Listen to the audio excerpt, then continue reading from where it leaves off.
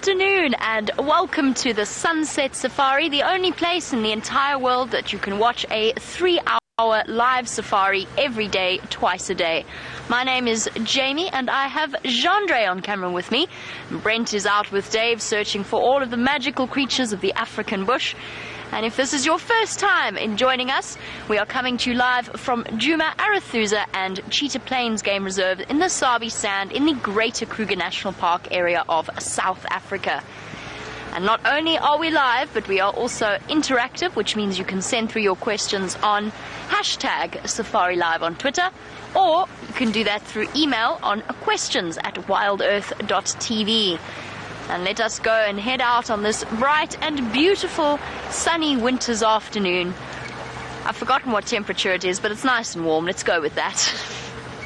I completely got out of my head. It's nice and warm, and it's another beautiful cloudless day. 26 and 78, 26, 78, says the little voice in my ear that belongs to Jerry, who will be directing us this afternoon with the help of the eminently capable Rebecca.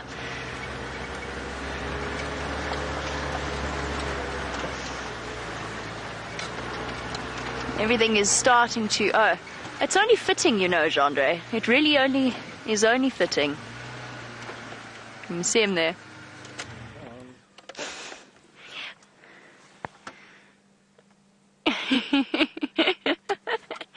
So this morning I thought that Jandre and myself had found every steenbok in the area. I missed one, but that's okay. We've put it on camera for the Sunset Safari. Somehow it just worked out that way, and we seem to encounter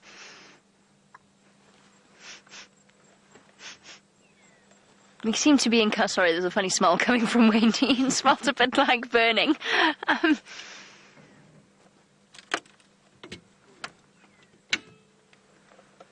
Just the handbrake up.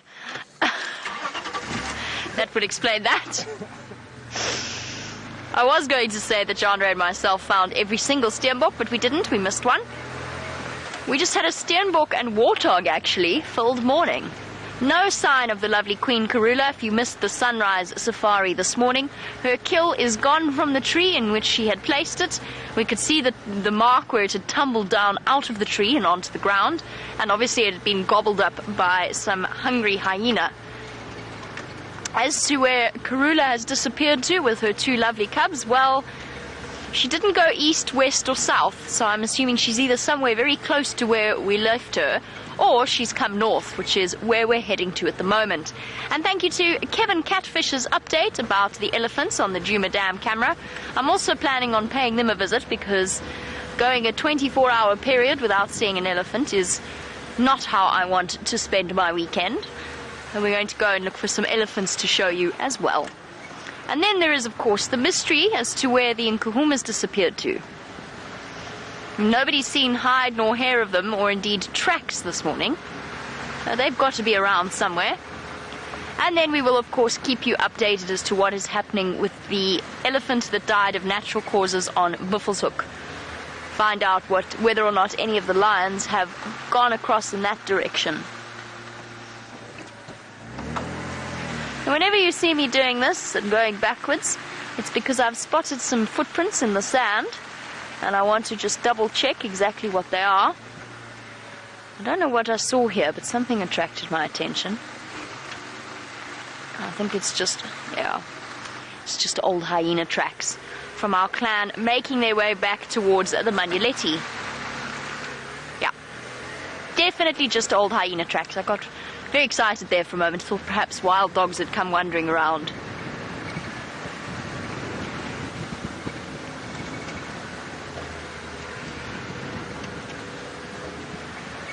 And the lovely news is that Brent is finally able to go to Cheetah Plains. The whole of this week he's been sort of thinking about it, but every time he heads in that direction something distracts him. Something wonderful, of course. I think it was leopard cubs the last time. But he does seem to be struggling to get there, so now he has disappeared off Djuma as quickly as possible in order to make sure that he isn't distracted by something on the way, and he's heading off to Cheetah Plains.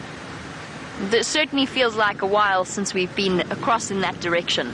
So cheetah plains, for those of you who are joining us for the first time or are unfamiliar with our geography of the area, cheetah plains is a reserve that is part of our traverse area, but we have to travel quite a distance to get to. Now, depending on who is driving, it usually takes between 10 to 15 minutes. With Brent, it'll probably be about 10, and we'll see when he gets there what's happening on that side of the world, right next to the Kruger boundary with some amazing views to look at.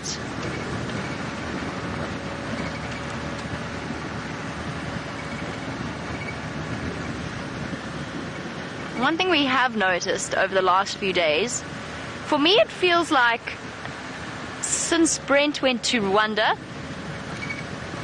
but it might even just have been since the rains fell, that the general game is hiding. I don't know where it's hiding. It's hiding away somewhere. We've had some spectacular sightings of leopards and lions, don't get me wrong, but our general game species seem to be keeping themselves relatively scarce, barring, of course, for the steenbok. We saw, how many did we see, Jean-Andre? 6, 7, 8 this morning? That would be about right. It was about 8 this morning. Now 9 steenbok. Okay, we're going to do a steenbok-themed Saturday. It's not Saturday Catterday anymore, it is Saturday Steenbok Day. Doesn't have quite the same ring to it.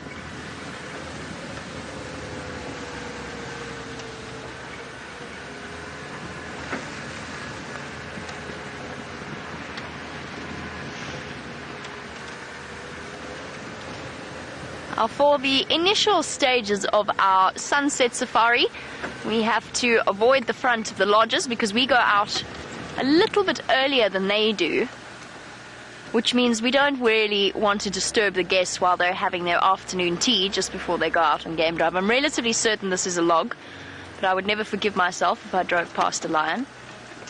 Now I have to try and describe to Jean-Andre where it is. Do you see that dead tree? Not the one closest to us, but the one behind it. Yeah, a little bit to the left. There, yeah, no, too far. There we go. It's sort of on the right-hand side of your screen at the bottom there. There's something yellow. My binoculars are broken, which has been utterly devastating. Because that really could be a lion, or it could just be a bundle of leaves.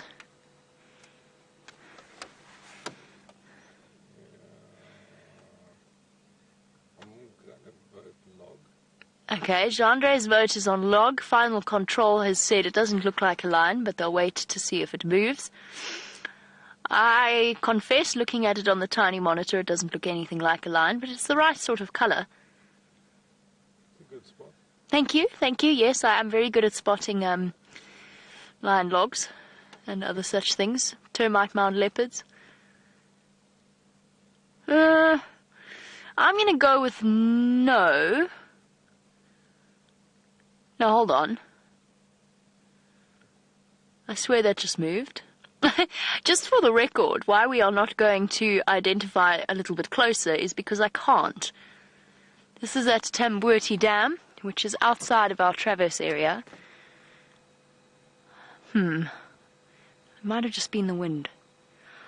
Okay, well, it was a nice try, I guess. I suppose everybody is looking at what I'm looking at, which is where the dead tree behind the dead tree pens to the right, behind that. Okay. Alright. I'm going to go backwards a little bit and try and get another view. I am very good at spotting lion logs, and I did preempt this by saying I think it is a lion log. I think it might be... Oh! Do you see what I mean? Is it just a pile of coloured leaves? Perhaps scarce rock. Okay. Jean-Andre thinks rock. This is a dam, by the way. This is...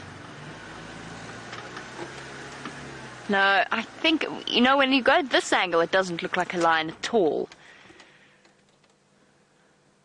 I can't even get out to go and walk there to double check. Wait, where's it gone? Oh, there. Okay, I give up. I might ask Aubrey or Jackson to go and investigate, but then I'm going to be really embarrassed if it's not. My binoculars are broken, so I can't double check. This is a water hole. It is a water hole that the lions often move through. It's called Tambuti Dam. Okay, shall we just pretend I haven't seen that? Because it's most frustrating. If the lions are called in coming onto Mvubu Road, then I know I was right. I mean, the lions are not exactly the most highly mobile at this time of day, but they're also not necessarily lying in the sun at this time of day, in these kind of temperatures. Should we just say I saw a lion? Should we just do that? Yes. Just to make me feel better? Thank you, Jeandre. I think there's a lion in there. Definitely a lion. There we go. Thank you, Jeandre. Jeandre now pandering to to my wishes. I'm honestly going to ask one of the guys to drive past Tambuti Dam and just check that there's no lions there. And I'm going to be very embarrassed when they say there's no lions. Final control was almost won over. Sorry, everybody hold on. Although Rebecca then said termite mound. It might have just been a group of yellow leaves. It was just that wrong colour.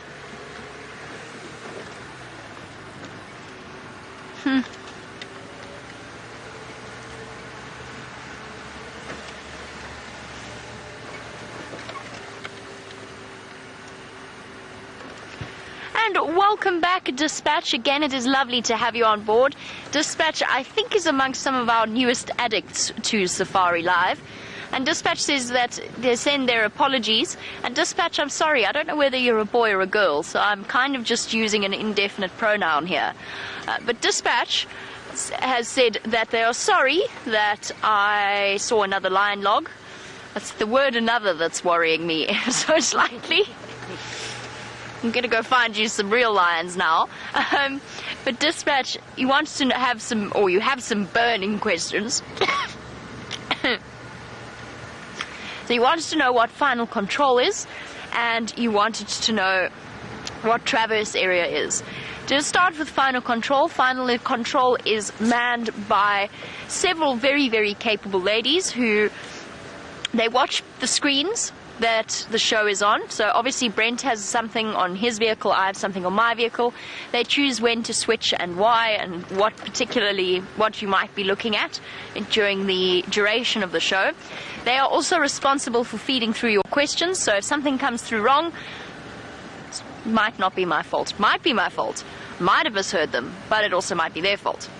They don't usually get it wrong though. They are expert in what they do. So D1 talks to us, chooses what you look at, and gets the show sort of rolling underway, every now and again cracking the whip. And D2 sifts through the questions and does several things like bookmarking sessions for us to review at a later stage to improve our safari experience, as well as creating highlight reels and so on. And we also get reporting done on us, on the way that we have conducted the safari, and feedback from them every single day. So that is the very incredibly valuable final control, without whom you would not have a live safari experience. Oh, and by the way, on the subject of final control, for those of you familiar with our team, Kirsty's arriving back today along with VM. So, Kirsty the director and VM the wildebeest, a fantastic cameraman and a hilarious entertainer. We'll be thrilled to have him back in camp with his epic one-liners. And then Traverse area, essentially, Cherry just said lovely in my ear. So, and then they laugh at our jokes too, which really helps, because obviously we're talking to the camera, and the cameramen laugh for us as well, which is really nice. But occasionally you don't quite know what's happening on the other side of things, so it's nice to have them as well. And then, Traverse area, each and every lodge out here will drive their own property, as well as the property of other landowners, because the Sabi Sands is a conservancy made up of different landowners. Because they don't want to overutilize certain areas, there is a limit to which land you can traverse. There's all kinds of discussions and negotiations behind it. Usually this lodge will be able to traverse my land if my vehicles can traverse that land, and so on. So traverse area is essentially where you can drive. That's all it is, where you can drive. Now, we can drive certain areas, Djuma, Arathusa and Cheetah Plains. We cannot drive Buffelshoek, which is where the lion was. It's not a lion log, it is a lion, I've decided. So where the lion is Buffelshoek, so we can't drive there. Nor can we walk there or go there unless we are invited at any point, or Torchwood, or Nkoro, or Hoffman's, or Elephant Plains, or... I sound like I'm listing lots more than we can traverse. It's not that way at all. There's just, everybody has their places they can and can't go. Let me go over these bumps. And speaking of traverse areas, I believe that Brent has made the trip to the far east and is now on Cheetah Plains. So let's head to him and find out where he plans on starting his exploration.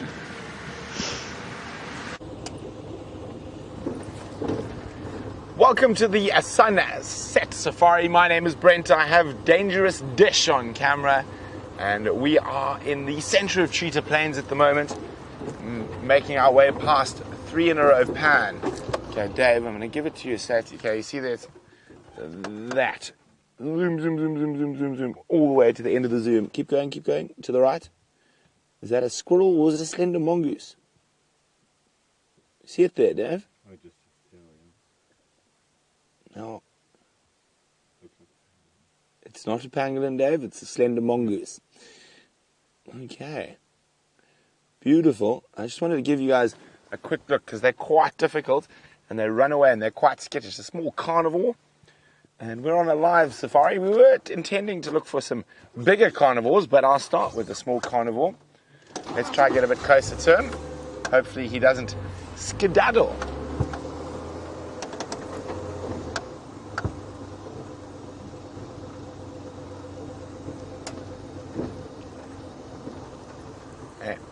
Incredibly effective little carnivores. There he is out in the open. You got him there, Dave, on the road to the right of where he was. There. Is he stalking something? Bottom right hand corner. Center frame. There we go. Hello, Mr. Slender Mongoose. What are you trying to catch? I was saying they're incredible little carnivores. They'll catch birds, squirrels, insects, mice. I'll actually chase squirrels up trees.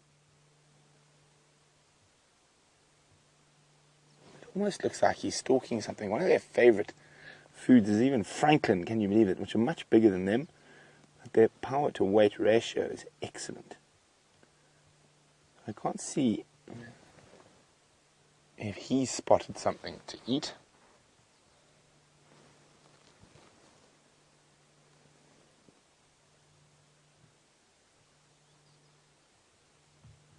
Now, of course, being a carnivore, hunting lots of different things, but being his size, he gets hunted as well by different birds.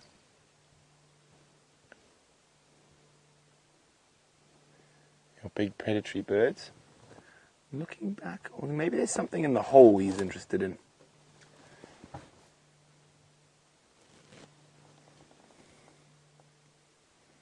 And like all carnivores, they show incredible patience. He's definitely looking for something in the bush. We can't see what it is just yet. So I'm very interested to sit here and see what happens.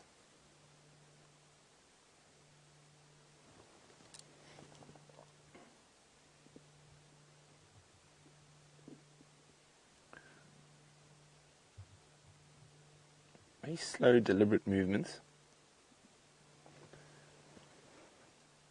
It's unusual to see them out in the open like this. Normally, if they're caught in the open, they scuttle for cover. Those ears are down. Head's focused. What are you after?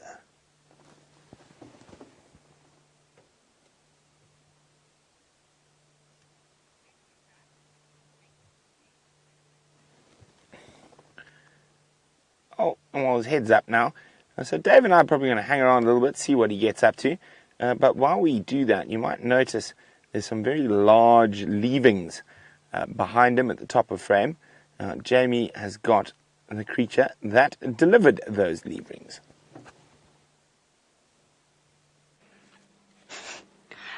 We do indeed have whatever it was that Brent just describes them as. We've got some elephants, and thank you to Kevin Catfish, for whom we have to thank for this particular sighting, because he sent us off in the right direction. I have to tell you, before we get into our elephant sighting irreversibly, I have to tell you what Chandra just did to me.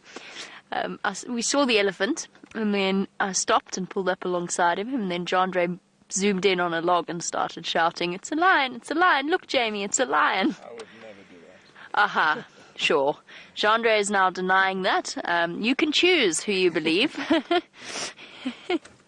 Right, well, that's an elephant. That is unequivocally an elephant. I've been in the bush a long time, and I can safely tell you that that is indeed an elephant. Plucking away at the bush willow. It's a young male on the outskirts of his herd. The rest of them are in this really tricky drainage system. But I'm hoping that they decide to come out more into the open, because at the moment, most of them are just almost like grey ghosts hidden behind the trees. I think that's one of the things that we love so much about elephants is, despite their massive size, and I mean they really are massive, it's hard to get a sense of perspective. This is a little boy, but even he is enormous compared to us. But despite their massive size, they're such unobtrusive animals. They're such quiet walkers. Silent and subtle, I think, is a good way of describing them. Except, of course, when they push over an enormous tree and it makes a sound like a rifle crack. Then that's less subtle. Hey, little boy. Calling him little boy, he's right at the age where it might be time for him to start leaving the herd. Then I always sort of sympathize with the young male elephants at this age, because none of the rest of the herd really want them around. They get pushed and shoved to the outskirts and serve as a frustration vent for the females at times, whenever they happen to get too close. We saw a really extreme example of that not terribly long ago, where a female pushed over a young male of about just a little bit younger than this, and pinned him to the ground. I've never seen anything like it. And I think it only happened because he slipped on the road. But either way, it was incredibly intense to witness that. So at this age, the level of respect that the rest of the herd has for these chaps is pretty much zero. Let's just try go forward a little bit, so we've got him away from the rest of the plant life there. Hello, boy. Tell your family to come this way. It would be very nice.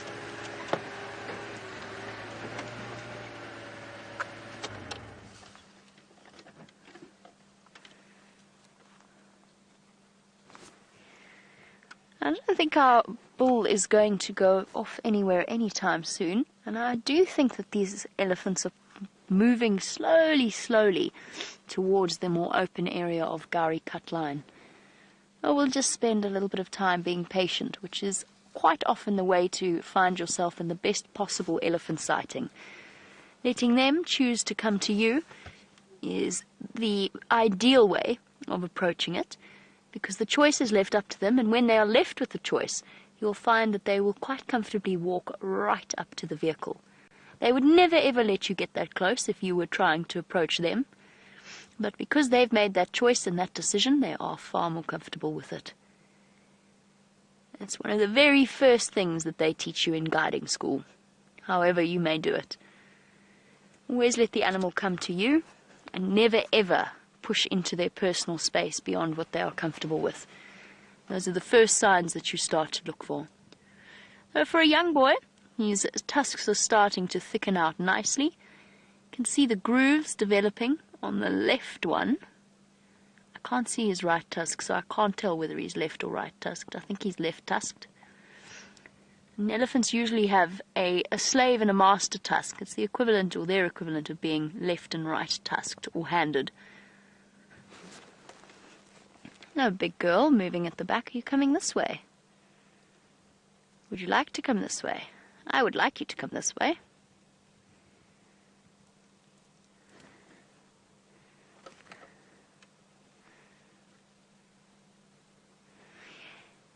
And JR would like to know, as always, welcome JR to our afternoon sunset safari.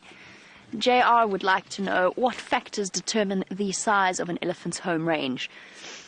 Resources, food and water. That will pretty much be the only two factors that they will consider. And within that falls the number of elephants. So how many elephants there are in that particular area, the concentration of elephants. If there's lots and lots, then their home ranges inevitably have to be slightly smaller. Although, that being said, elephants are not territorial beasts. So, whilst if you get a really high concentration of lions, you'll find that their territories are smaller. If you get a very high concentration of leopards, you'll find that their territories and therefore their home ranges are smaller. But with elephants, it doesn't matter to them. They are quite happy to move about in each other's space, in each other's areas. Maybe join up with another herd for a couple of days, spend some time with them. But the size that or the amount of ground that they cover, the distance that they cover, will quite often be determined by food and by water. So the less food there is, the more ground they have to travel each and every day. And that's one of the reasons why they get a little bit tetchy. They're okay now because it's winter, so it's not too hot. But in the summer months, when it's hot and it's dry, as we've experienced with the drought, our elephants' behavior definitely took a turn for the slightly more on edge. It's nice to see them relatively back to normal. I mean, this herd is totally, totally relaxed with our presence. They haven't even glanced in our direction, except for the young male every now and again. I'm trying to think, JR, if there's anything else I've forgotten in terms of factors, but I don't think so. I think that's pretty much it.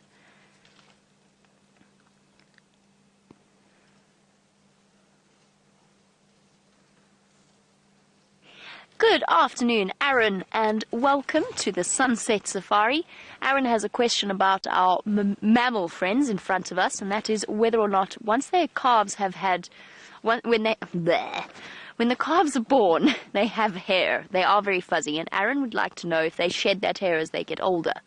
And the answer is yes, a little bit. They are certainly less fuzzy when they grow up, but if you ever find yourself close up to an elephant, if you ever are lucky enough to be able to touch one of these amazing creatures, as I've been through various darting, for example, we had to move a big bull out of the reserve I used to work at because he was being he'd broken in, and he was being quite thoroughly harassed by the other males in that area. So we had to remove him, and if you go and touch them, they're actually quite hairy. It doesn't look like it because it's very sparse, but they've got thick, relatively short and spiky dark hairs on their skin. So they're more hairy than they look. And that just helps to trap the little bits of moisture that might cover their skin, at the same time not providing too much cover to actually be dense. Hello, little one. You cute. Yes. Love baby elephants. Let's go forward ever so slightly, not to get in their space, just to be there when they come out into the road. Hello, little boy. Do you mind if I come through? You're going to go join your family.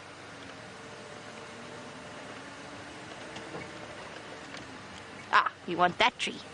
I see, fair enough.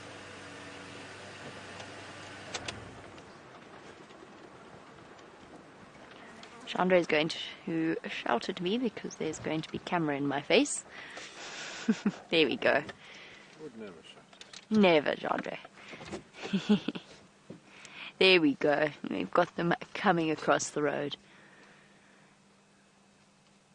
Lovely little herd.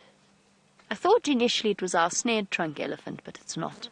Just because I saw the baby and the baby looked like the right age. Oopsie!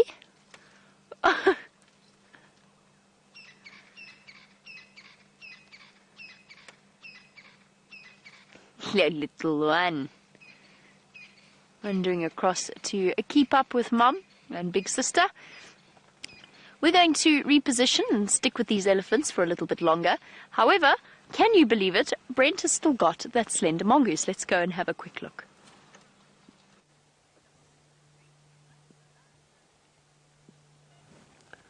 So we're still sitting with the mongoose. He went down the hole. I'm not quite sure what he's up to at the moment. We've just been sitting patiently waiting for him.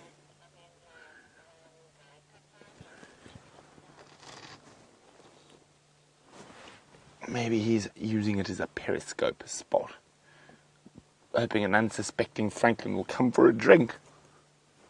You can see very alert little creatures. Of course, they also will go into those disused termite burrows to hunt for rodents and other things that might live down there. So their territories are very similar to sort of your large cats or solitary cats, even though they are a mongoose, of course. But one male will have multiple females within his territory. The females hold smaller territories, and after mating, the male has very little or nothing to do with the rearing of the young. But it doesn't look like he's going to move. I think he's going to sit there and wait for some poor unsuspecting victim to come to him. And as wonderful as it would be to sit here all afternoon watching the little mongoose, let's go see if we can find a bigger carnivore next.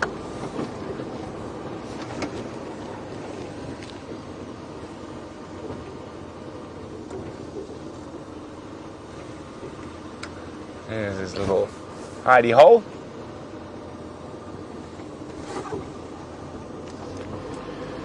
And there we go, bypassing 3 in a row pan.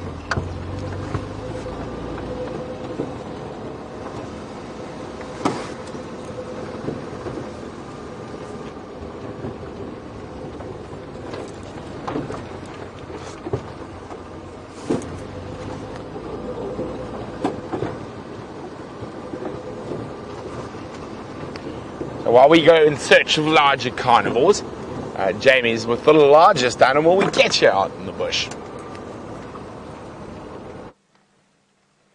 The largest animal we get, and I know the sort of strange moments, particularly when driving with Wiem. I am exceedingly grateful that it is not the largest carnivore that we get here, but instead a gentle, plant-eating animal. Our little male has walked, I say little, when he's right up next to you, he isn't that little at all. And when he walks past the vehicle, when he walks past right up close, it was sort of eye level with his jaw. And he's not that small. It's such a special, peaceful sighting. He kind of half looked at us and then just kept walking. A really peaceful sighting. They've obviously just come and had a drink at the Nkuhuma Dam, and are now enjoying a stroll in the afternoon light. Very iconic image, that. An elephant strolling along a road. And they do stroll. That's how I would describe their standard walk. An amble, perhaps. Oh, what's happening, girl? She's talking now. She's talking to him. It's interesting. So what I meant by that was, and I don't know if you could hear it, John, could you hear it? Not really. There's a very deep, bassy rumble that is elephant communication. And it originated from the female of this herd.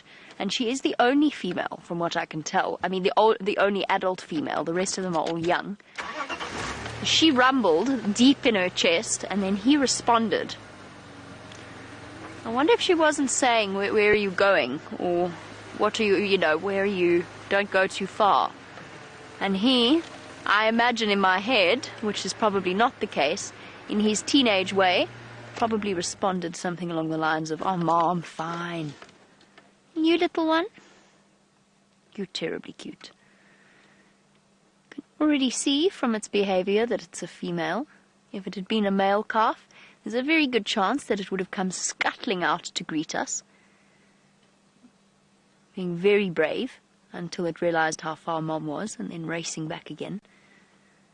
You can clearly distinguish in terms of behavior between females and males.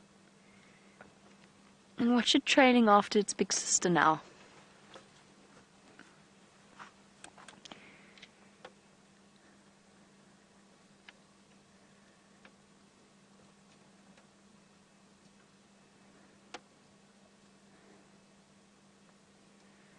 Sitting in the presence of these giants, one cannot help but feel a tremendous sense of peace with the world. I just read a story recently about an elephant that fell into a rock pool in the Kruger National Park. A baby elephant. It was thirsty and it had obviously slipped and fallen in, and it couldn't touch the bottom. Elephants are very capable swimmers, even from a young age, but it couldn't touch the bottom of this pool, and therefore couldn't get the momentum it needed to clamber its way out of the rocks. It was well and truly stuck until its mom, who was sort of frantically trumpeting and panicking around the circle of it, until its mom eventually climbed into it with it, into the pool, and pushed the little baby out while the rest of the herd watched her. And she finally managed to yank herself out. And there's a video of it, apparently. I haven't watched the video. I'm not sure what one would have to Google in order to find that. Probably mommy elephant rescues baby, or whatever else, the way that YouTube search approaches go.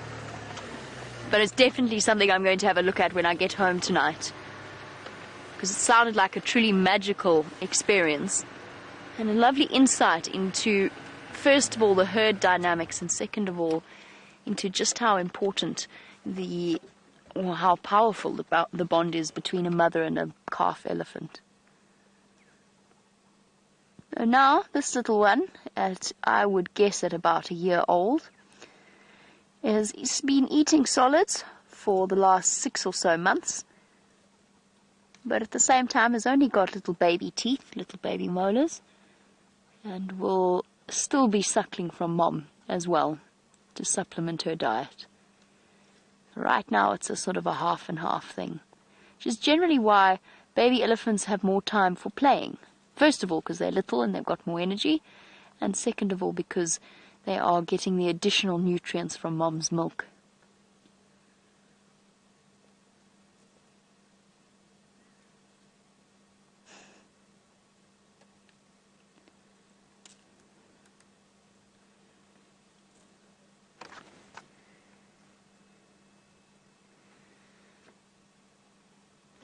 And Anna in Cape Town, welcome to the Sunset Safari.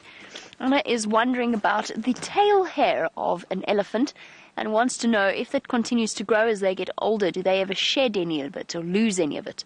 And yes, absolutely they do. So it's a continuous growth process. My mom always comments on elephant tails. She always says they look a little bit ridiculous for such an enormous animal. And she's got an entirely valid point. The longer you look at an elephant's tail, the stranger it looks. And just like that, all of our elephants have become a bit shy and are hiding their tails away from us. But Anna does continue to grow, and they do shed it every now and again, just like human beings with the hair on our head, or actually the hair anywhere else. We do constantly lose the hair, our eyelashes, our eyebrows, and elephant tail hair is no different.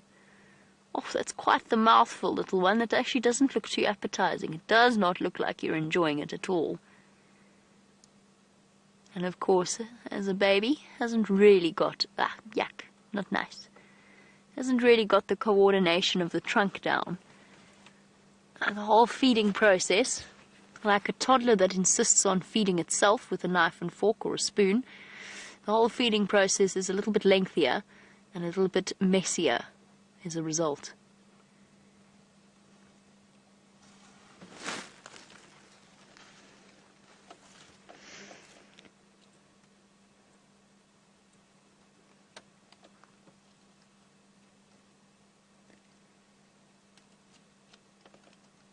Tucking into a young greenthorn. There you go. For Anna, having a look at our tail now that Mom has moved a bit closer. And speaking from experience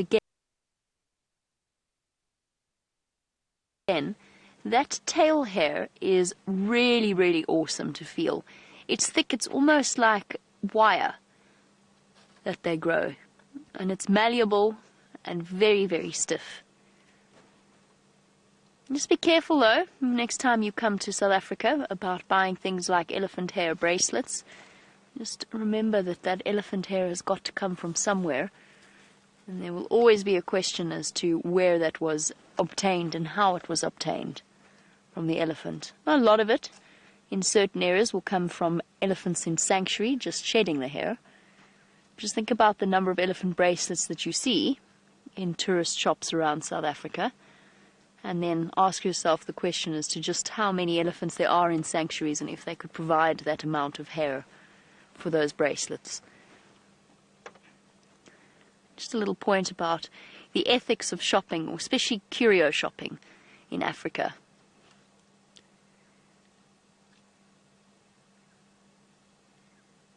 And several tons of animal just walked past us while we were chatting about that. Barely heard a sound. Even on the quietest of days, all you really hear is the scuffing of their feet. They don't even really seem to disturb the leaves as they walk along. The cushioning on the bottom of their feet sort of muffles the sound as they wander off.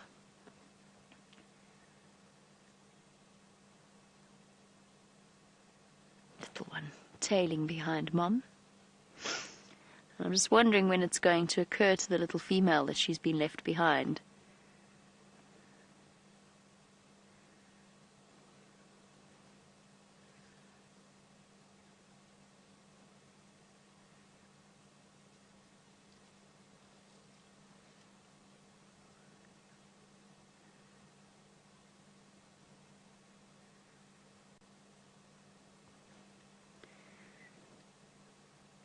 Speaking about the ethics of curios, of course, none of us would set out to buy ivory trinkets or anything of that nature. But Diane and Lynn are both wondering about our dead elephants on Buffelshoek, and we're wondering what happens to those tusks. They are reported, or the death is reported immediately to the Sabi Sand. All unexplained deaths have to be, particularly in the drought. Now, it's normal. I'm going to just go forward a little bit, catch up with the elephants, but elephant deaths at this time of year is normal. The older elephants struggle in terms of meeting their nutritional needs. As you know, their teeth will get worn down, and so they don't have quite the same chewing capabilities that they might if they were younger. And if you factor in old age plus a lack of nutrients, and you get natural deaths like this occurring, regardless of whether we were in a drought or not. But what will happen is the death gets reported, and the Sabi Sand will go and collect the tusks. And as to what happens to it from there, I actually can't tell you.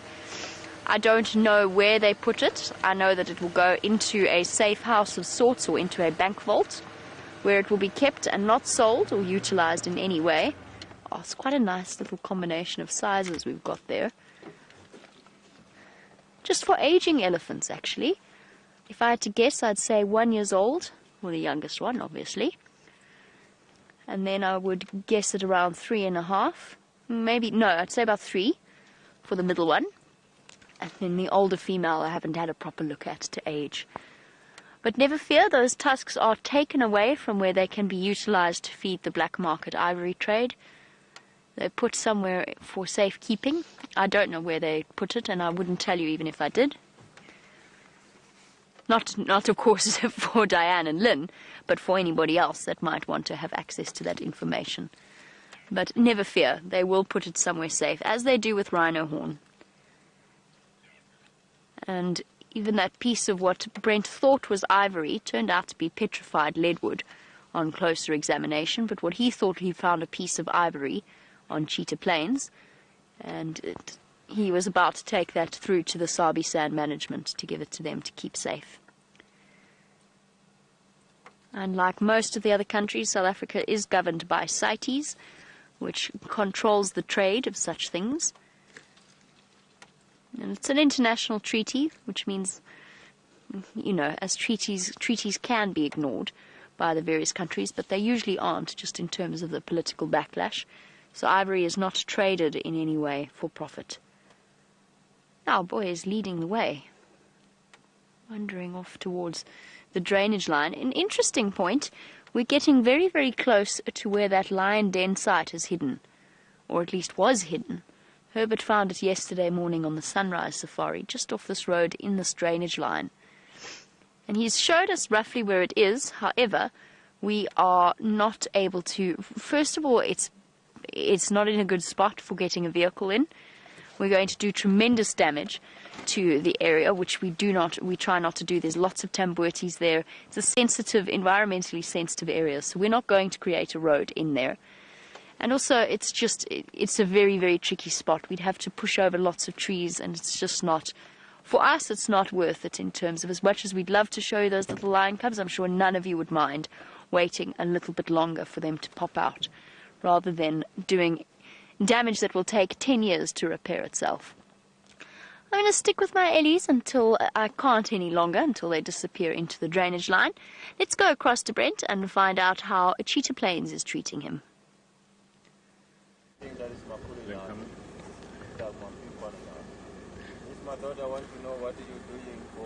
Okay, sorry guys, we'll be back with you now. So we're actually on a live game drive.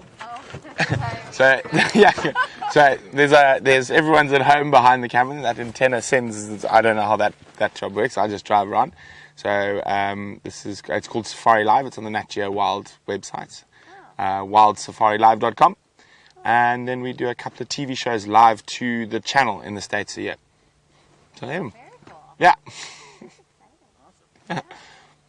Well, I better get back to my guests. They're all sitting behind Dave. No problem. Cheers. Good luck. Thanks for. So, very interesting news. The Styx Pride is not too far from us here with all their cubs. Unfortunately, they are to the south of our boundary. And fingers crossed they might move towards 3 in a row Pan for a drink or maybe come back into our Travis area. About 150 meters. We can't actually see them. We can just see a car parked there. So, I'm hoping that before we head back to Djuma, maybe those lions will come out for a visit. But we've just stopped on the edge of a big open area and we're glassing, using binoculars, checking all the bits of shade, seeing if there were any creatures of interest out there. And unfortunately, we didn't find. Oh, you found one? No. Oh, Dave. So unfortunately, no luck just yet. Now you can actually see that the ground looks a little bit greener than it did a week or so ago. That little bit of rain seems to be a slight green tinge over the plain.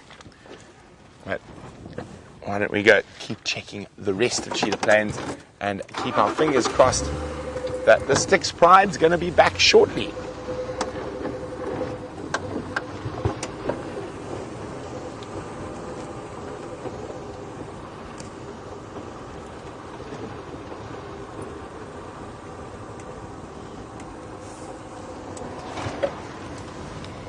Hi, Kim Kim. Kim Kim is wondering, has there ever been a fire out here in the wild?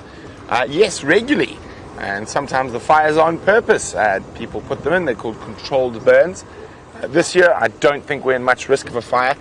There's nothing to burn because of the drought. So you need grass to burn. And grass is not something we have plenty of at the moment.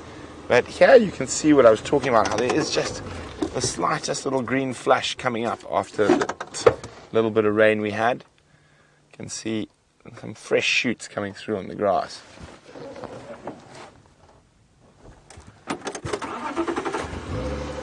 Okay, there's our first bird of the sunset safari, the crowned lapwing. Hello, little guys.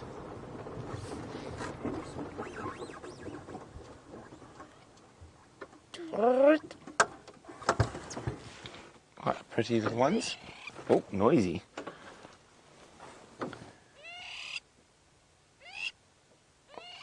Oh, I wonder if they've got a nest around here. They're all behaving like that. And what he's trying to do is lead me away from the nest. Right?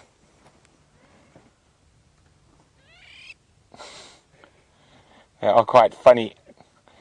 This was the bird we decided James was most like. Just from the way it moves, the noise it makes. You can almost see James doing his exercise at the moment, running around quarantine. I think Dave's enjoying the joke more than anyone else. He's cackling away behind me.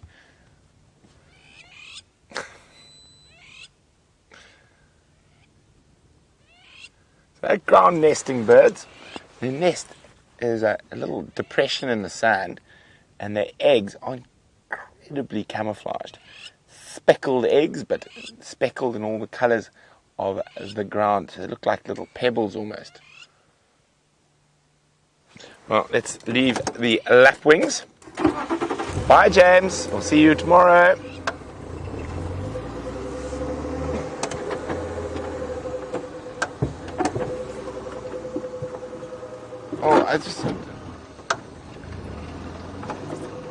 Oh, where did it go? No, that's the same bird. There was another bird I just saw as we drove off. That's the same species.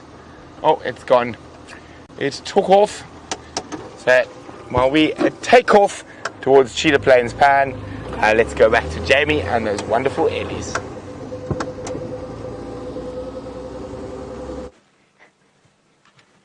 And Jerry has sent you back across to us, somewhat taking me by surprise. I'm sorry, I was a bit sip of water. It was entirely my fault. And we have some elephants still with us in the drainage line. Unfortunately, this is pretty much the best view that we've got. The rest of the herd has moved into the very, very thick vegetation of the river system.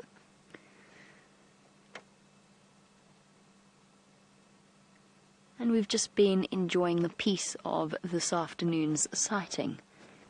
Thoroughly enjoyable to just sit here in the winter sunlight and watch them go about their afternoon business.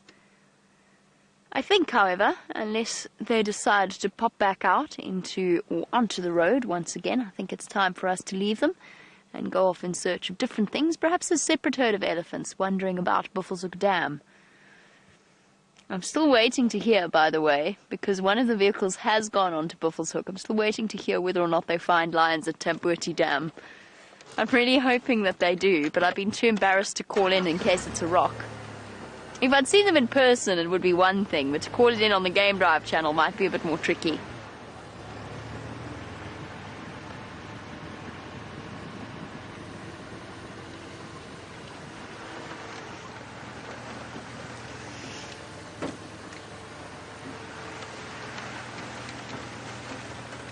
And Harry, just before we move on from our elephants completely, welcome to the Sunset Safari.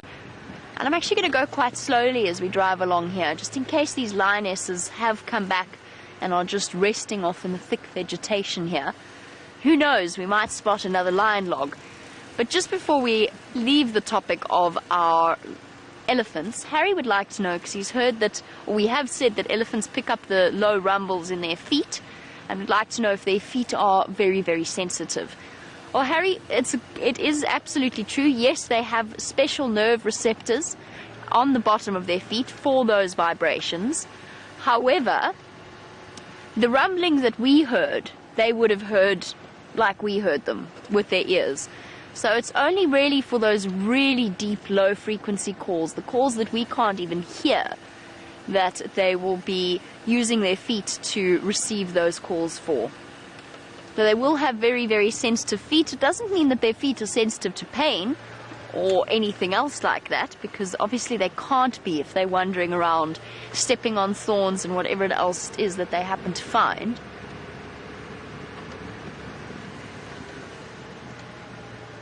See, this is where the lion den is. The elephants have already walked through here today, just judging by the tracks coming out. Lion den is at the Leadwood, but it's in this section of drainage line, which is very, very difficult to get into. It's pure Tambuti. It's a wall of Tambuti trees, and whilst we are happy to off-road under certain circumstances, driving over Tambuti trees and things like baby leadwoods and whatever else that happens to be in this particular patch, they're very sensitive, and they are there to help prevent erosion. If we go and squash them flat, we're going to do some serious damage to the ecosystem of this drainage line, which is already eroding in places. The soil is washing away. We don't want to add to that particular situation.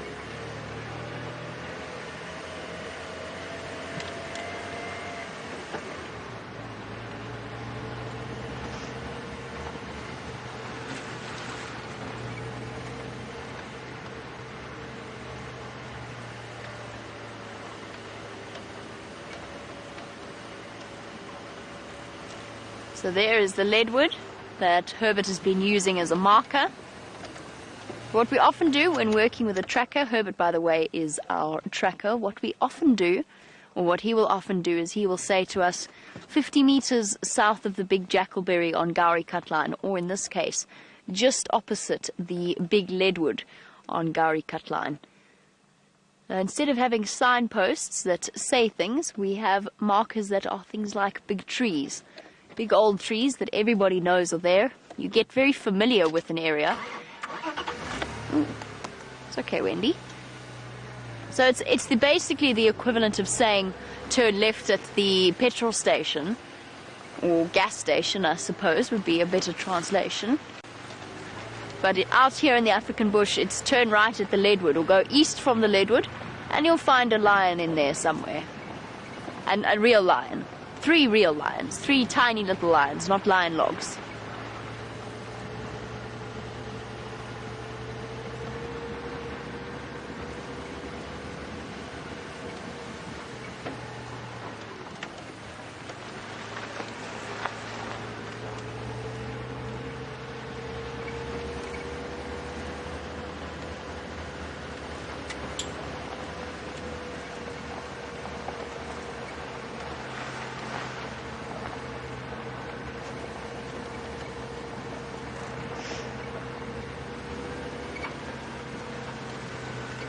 I'm going to go and check out Buffelshoek Dam. Perhaps the animals are tiring of what's left of the muddy water holes that remained after the rain. And while we go and investigate that, let us find out where Brent is on Cheetah Plains and what he's up to.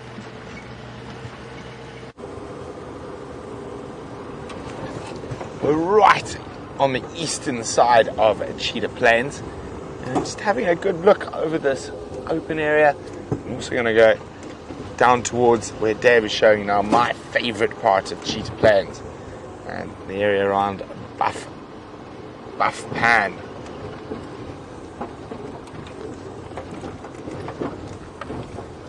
It has been very quiet. The Styx lions are just out of our reach, but who knows, maybe Nkanyeni might be within our reach.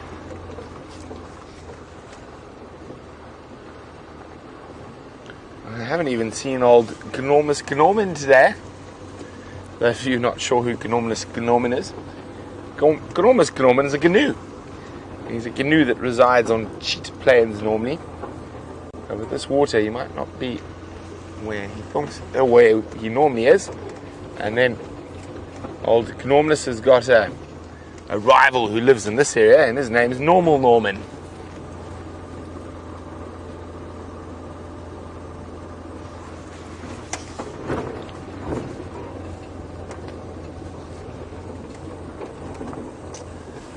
Yeah, very, very quiet, not an impala in sight.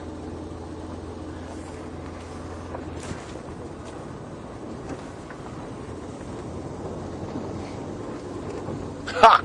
There is one impala in sight. Well, there could be more than one, but there's one I spotted. There are a few more impala. No, at least it's a living creature.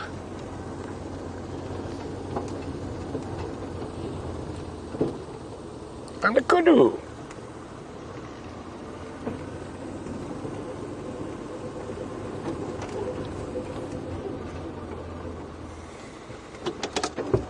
There, kudu. A beautiful female kudu browsing upon Acacia gerardi. Now, when looking for a leopard, seeing all these guys so relaxed, not the best. And now, to the left of her, atop a termite mound, keeping a lookout, is another kudu. Using the high ground to her advantage.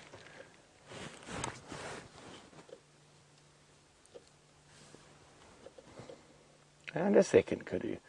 And those solar panels you see in the background are for the water pump.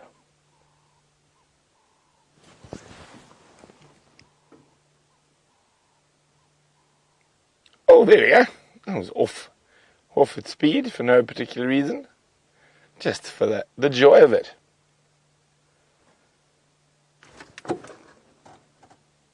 Okay, well, the kudus and impala have moved into the thickets. Let us move on past the thickets.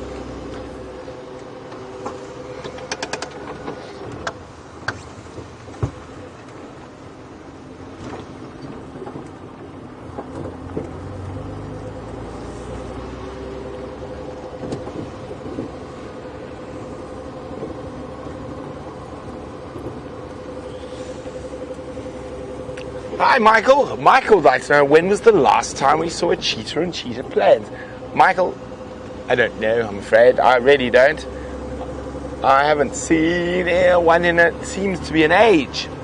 The last cheetah I actually saw was on Juma, on foot. Unfortunately, it ran away from me.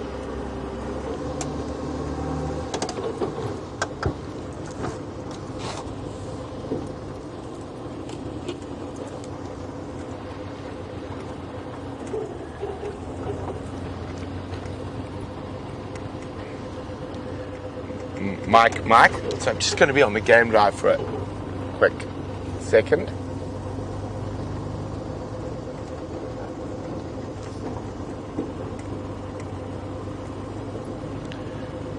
Mike, Cheetah Plains, if you copy me, go northern channel, please.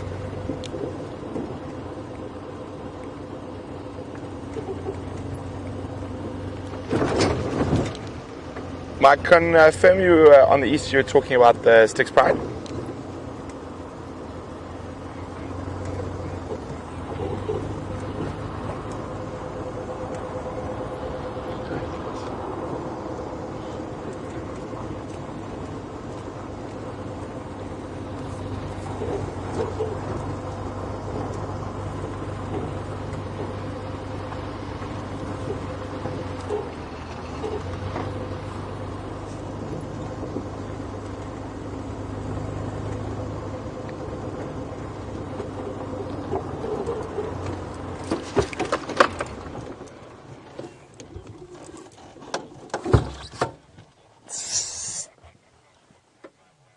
Side-striped jackal.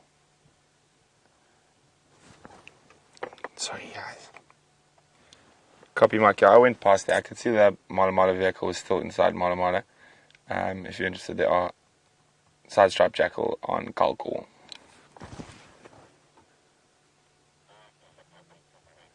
Okay. FM.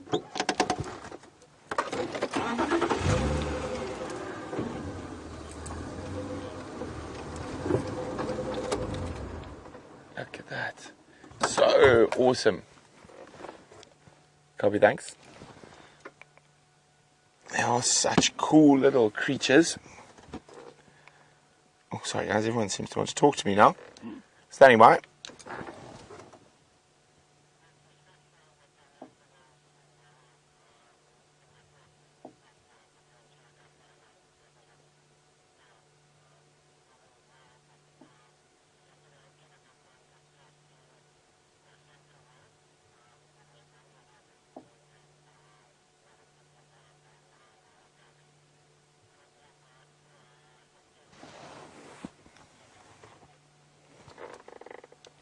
Copy, thanks very much. Jamie, I'm in Cheetah Plains. Jamie's probably go have a look. She's at Buffelshoek Dam now.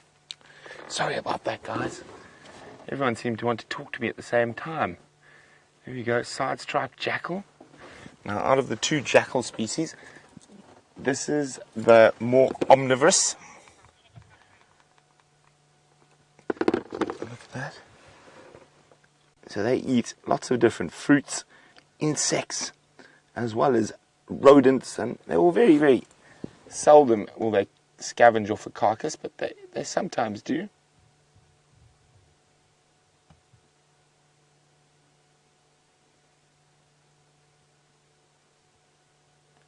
Looks like they're heading off into the bush there. Pair of side-striped jackal. Well, it seems like we can't find the big carnivores, but we found two small carnivores, so maybe we should make it a small carnivore safari. Wouldn't that be nice to see serval or caracal? Maybe. Now, unfortunately, we cannot see the jackals anymore. They have moved off into the thicket.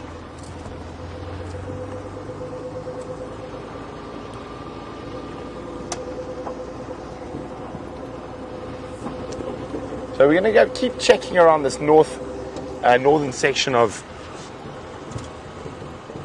Dave, stop touching my jacket. Bring it back here. Dave's moving my jacket. Leave my jacket alone. This northern section of Cheetah Plains. I'm also hoping for quarantine. This is the area he's been frequenting between Heron and Coral. And also, hopefully a bit later, as Styx Pride decide to come out. But I've just heard it sounds like they're on a kill there. So it's unlikely they're going to move through today, but maybe tomorrow.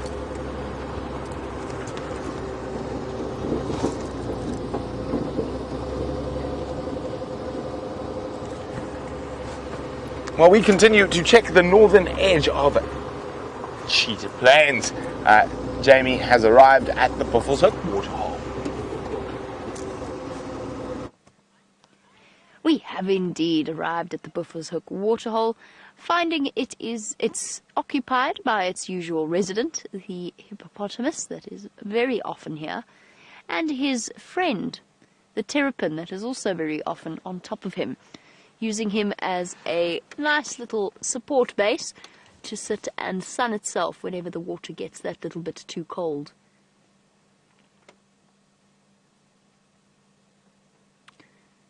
Now we see this hippopotamus here pretty much every single day. I don't know if it's my imagination, but his eye on his left, well, on his right, our left, seems to be really red. Am I imagining that? I don't think so. Perhaps it's just the way that he's blinking and closing it. I wonder whether or not he hasn't been slightly injured in some kind of fight with another hippopotamus. Now, he's here pretty much every single day, using Buffalo's Hook as the only place, well, is the only place that he can come and seek shelter from the hot afternoon sun. And every now and again he'll give a barrel roll, and the white splodges around his shoulder suggest that it's not just his terrapin friend that has been utilizing him as a resting point, but also perhaps a bird as well that has decided to leave him a token of their gratitude in allowing them to sit on his back. There seemed to be something really strange about his eye. Maybe it's just the angle and the way that the sun is hitting it. Buffalo's Hook Dam, I wouldn't call it much enhanced by the rain that we had the other day. A couple of nights ago, for our newer viewers, we had about 15 or so mils of rain, which was very much welcomed by all of the animals and the human beings out here, since we have, I think the last time we saw rain of that to that extent was around March sometime, which is relatively normal for our dry season, but factored on top of a very dry, wet season as well, and it was a pleasure to have a little bit of moisture.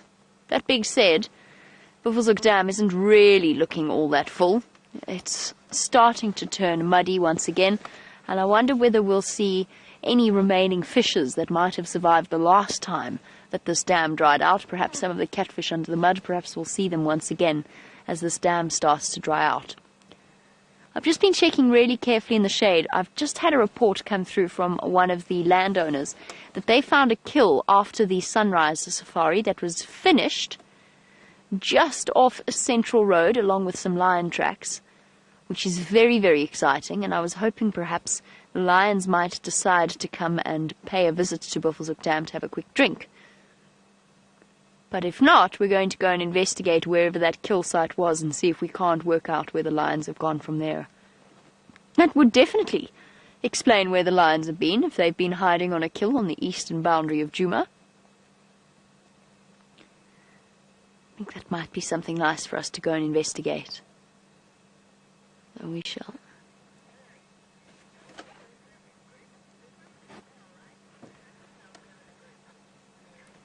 And welcome to Mary on our sunset safari.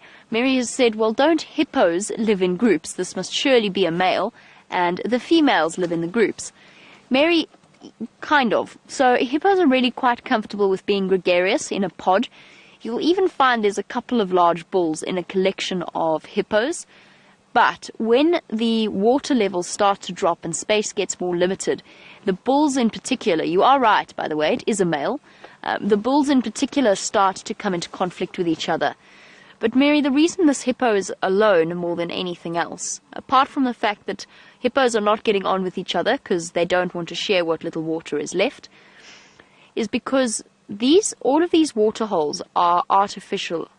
They were built when the Sabi Sand was opened as a game reserve, and what that meant was there were big dams where there didn't used to be big dams, and therefore there were big hippos where there didn't used to be big hippos, which has been fine in our years of plenty rainfall, but has been less fine during the drought period where they haven't been able to, or they would definitely not have survived.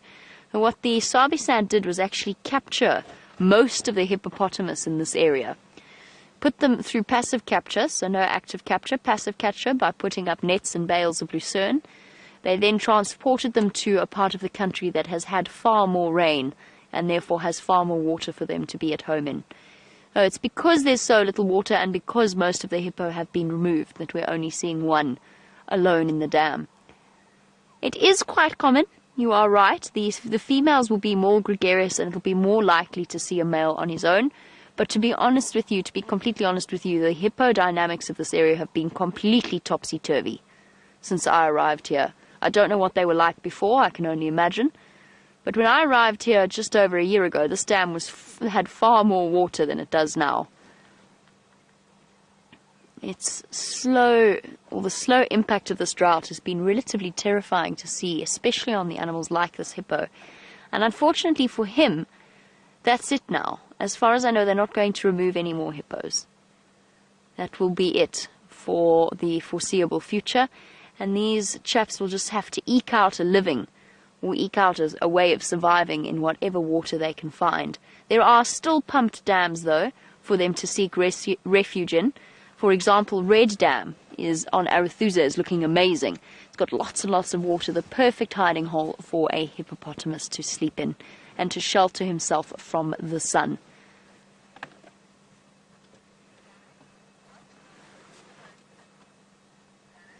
Janet, welcome to our sunset safari. And Janet, I think, might be new to our safaris. I don't think I've heard your name before, so it's lovely to have you asking questions. Janet would like to know what our hippopotamus will generally eat. He is going to sleep his way away throughout the heat of the afternoon. Then as it starts to get dark, he's going to head out and he's going to go and eat whatever grass he can find.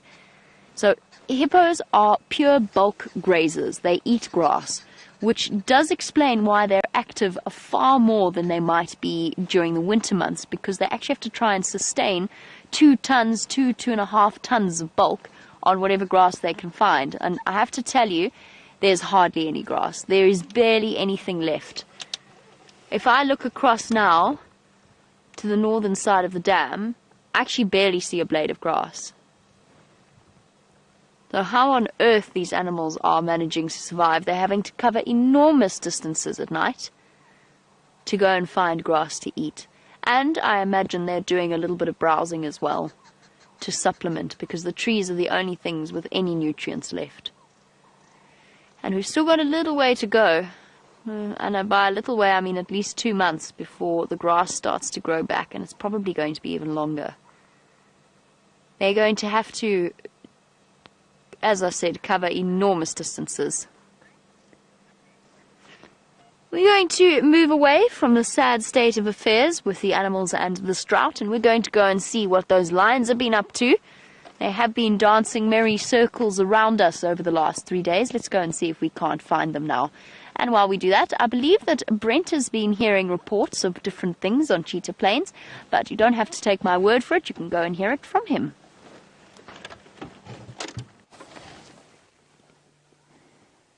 So the report from Cheetah Plains is that there's a starling feeding or hunting in the leaf litter. It's a Cape glossy starling, very beautiful bird.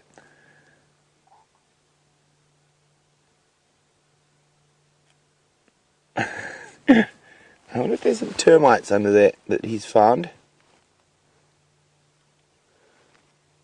what you found there, starling.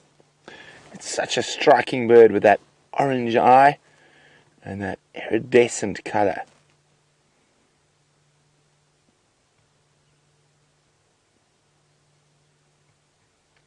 Be quite aggressive towards other birds, starling. I mean, be quite almost a bird bully. We saw one of those yesterday as well. Looks like that little patch of leaves is not too interesting to the starling anymore. So let's carry on. So I've just got another report about those Styx lions in Malamala. So unfortunately I'm about 90%, 95% certain that they're not going to come back across. So we're going to go now down into the western corner of Cheetah Plains, not an area we drive too often, and to see if we have any luck there. If no luck, I think we'll go try help Jamie find those dancing merry lions of Juma.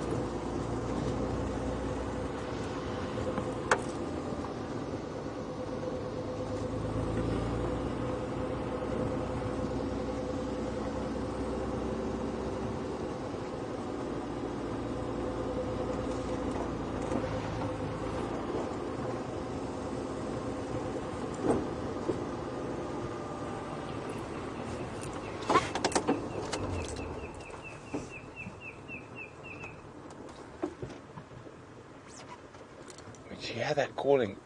It's a red-crested Koran. I'm hoping it does its suicide dance. It's the right time of the year.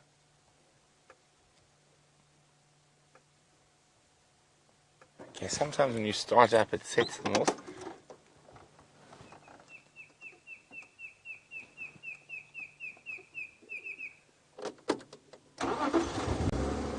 Come on, take off, suicide dance, no.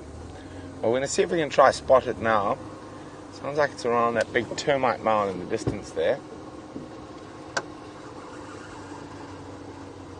There he is, I think. No, not. Stick.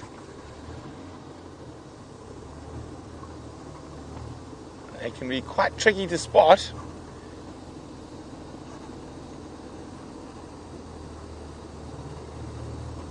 Nope, unfortunately not. So we're going to keep cruising around. Just check into this western sector where we don't go very often. And then, no luck, head back to the northwest.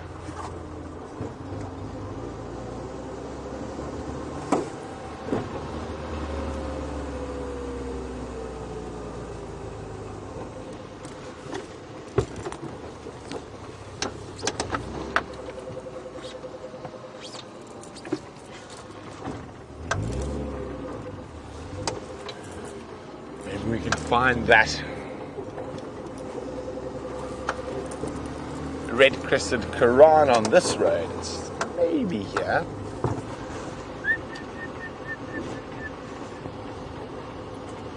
He's spawning somewhere in this vicinity.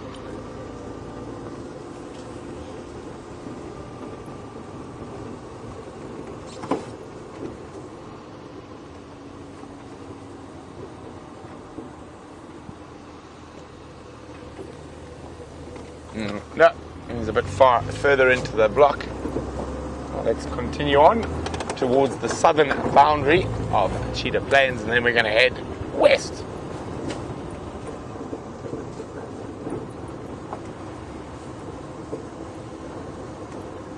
Now, let's think. I think if we think like an animal, maybe one will pop out.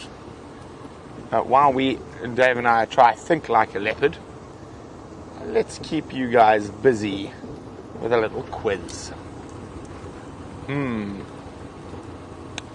What should we quiz today?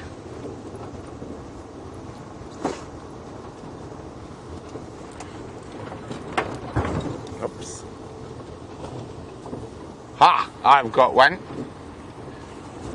What is, it's a multi-point question. In what country is the highest recorded leopard, and where exactly was that leopard recorded? What country was the highest altitude a leopard was ever recorded in, and where in that particular country? It's quite an iconic spot, so I'm sure someone out there must know that. And if you know the answers to that, hashtag Safari Live on Twitter, country and the area that the highest ever, at the highest ever altitude a leopard was found. And also you can send your answers through to questions at wildearth.tv.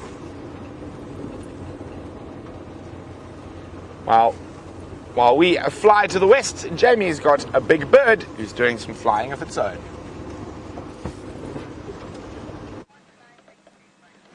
I do have something enormous flying in the air, and Jandre is doing an incredible job of managing to keep it on your screens. I have to tell you, I don't know what it is. It is totally pale underneath. Initially I thought martial eagle, but martial eagles have brown wings underneath them when they fly over. Oh, there's two. I mean, it's definitely not a vulture species. It's very white. It's also, the sun is very bright where it is. But I couldn't tell you, I don't know which bird of prey this is. I need it to come and land. It's big. It's one of the bigger eagle species. It looked like maybe a juvenile marshal. I don't know if juvenile marshals have completely white under their wings. Oh, and it's gone. Well, if any of you have any suggestions, and perhaps you could see it. Apparently you can see it slightly better than I can. I think it's a juvenile martial eagle. It's big enough to be a juvenile martial eagle. It's definitely not an adult, because an adults have brown underneath their wings. I'm relatively certain, just in terms of size. I'm also now blind. Not blind, but I've definitely been staring at the sun for too long. Oh. I'm relatively certain, though, that that was a martial. Oh, look here. Oh, sorry. They've stopped doing it. The go-away birds were having a fight, which I've never seen before. As quite as ferocious as that was.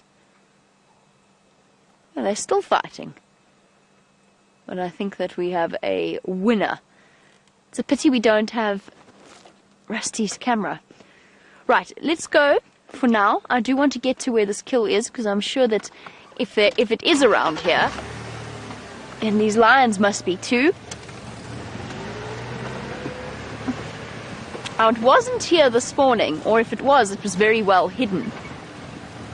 Which means that we must have missed it, or it's relatively tiny, because the person who found it was out later after the end of the sunrise safari, so it might have been something small that the lionesses caught and then ate. But I want to go and just find these lion tracks and investigate.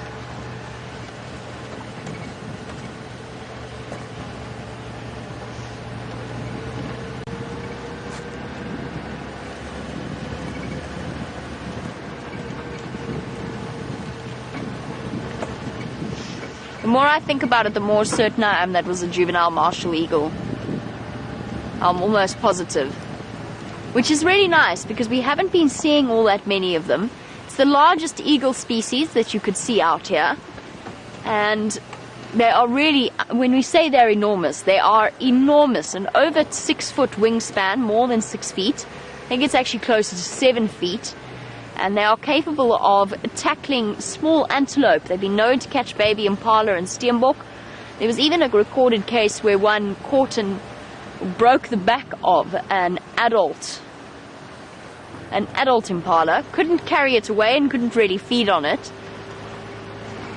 but did attempt it. And then there was the rumor, and I'm still convinced it was a little bit of a tall story, but there is a story about a martial eagle taking a small child as well, or attempting to grab a small child. They are very big birds of prey. Definitely, if you're an owner of a small dog, definitely an animal to watch out for. I know I spent the first few weeks of Lexi's young life, Lexi, my Weimaraner, desperately watching her, and dashing to stand over her protectively whenever an eagle flew over. At 30 kilograms now, she's a little bit too big for even a martial eagle to think about tackling, but those first few weeks when she was bumbling about as a puppy were terrifying.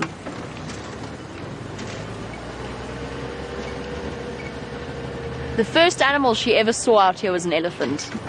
She was 8 weeks old. She was so young that she didn't even register this enormous thing next to the vehicle. She just wanted to go back to sleep.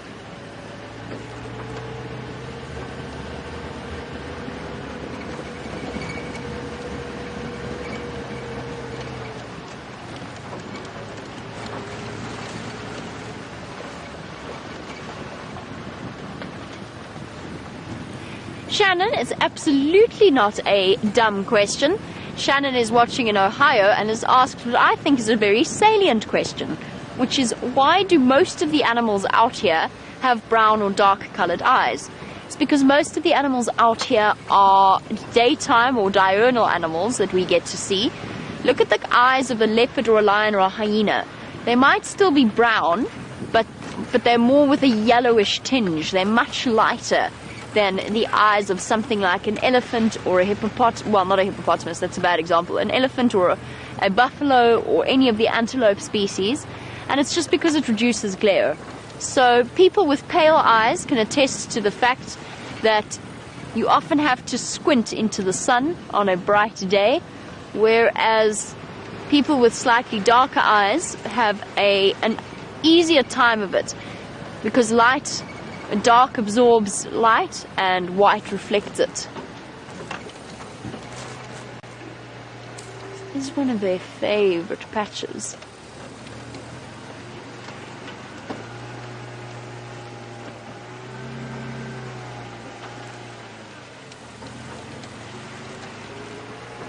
According to all reports, this kill, I don't even know what this kill is or was, but it's somewhere just ahead of us, and that there were lion tracks all over the show. There's lion tracks going that way, old, but they've been driven over. So Sharon, not a silly question at all. It's to reduce glare. It's the same reason why cheetah have the dark stripes that run down the sides of their face, and lions and leopards have the light stripes underneath their eyes to reflect light. It depends on whether your animal is a daytime or a nocturnal animal. Even bush babies have almost orange eyes when you look closely at them. So a lot of the nocturnal species have slightly lighter eyes. But then you also get the cases of pigmentation or a problem with the genetic code in an animal, or rare mutations that produce things like leucistic lions, which is the white lions, and they're not fully albino, so they don't have the red eyes and the lack of pigment completely, but they get blue eyes. And there is a reason that it is so rare, and that's because it comes at a huge disadvantage for that particular animal. Albino animals that are born out here tend to die relatively quickly. Their skin is too sensitive to the sun, and they often go blind at the same time as their skin is damaged by the sun. But leucistic animals have just enough pigment to maybe be okay. But it still comes at a tremendous advantage. So leucistic is a more lightish colored animal, but not fully albino with the red eyes.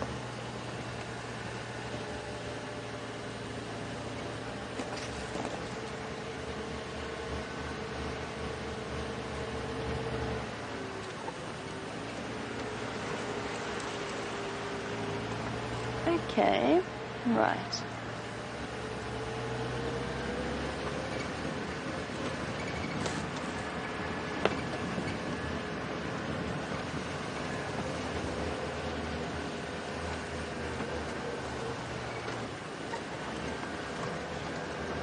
Slow down a little bit here, just in case it's just to give me a chance to find another lion log, basically.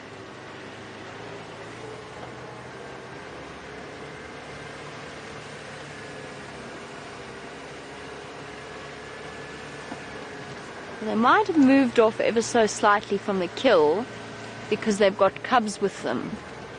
They don't want to keep the cubs around. I think that's one of the big reasons why the Nkuhumas haven't gone to those dead elephants, is because they've got cubs with them and they don't want to drag them into a situation that is inevitably going to attract hyenas. Although, with all five lionesses there, they would be capable of protecting them.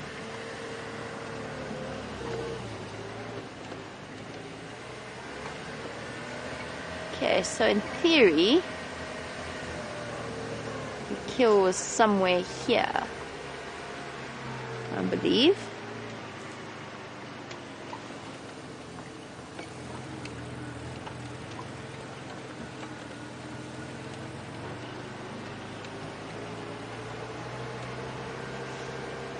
Okay, well, everybody help to keep our eyes peeled. I don't see a lion track and I don't see any off-road tracks. Maybe the best thing to look for is some vultures in the sky. That might help us. Or vultures in trees. But if the carcass is finished, then they might have all set off again.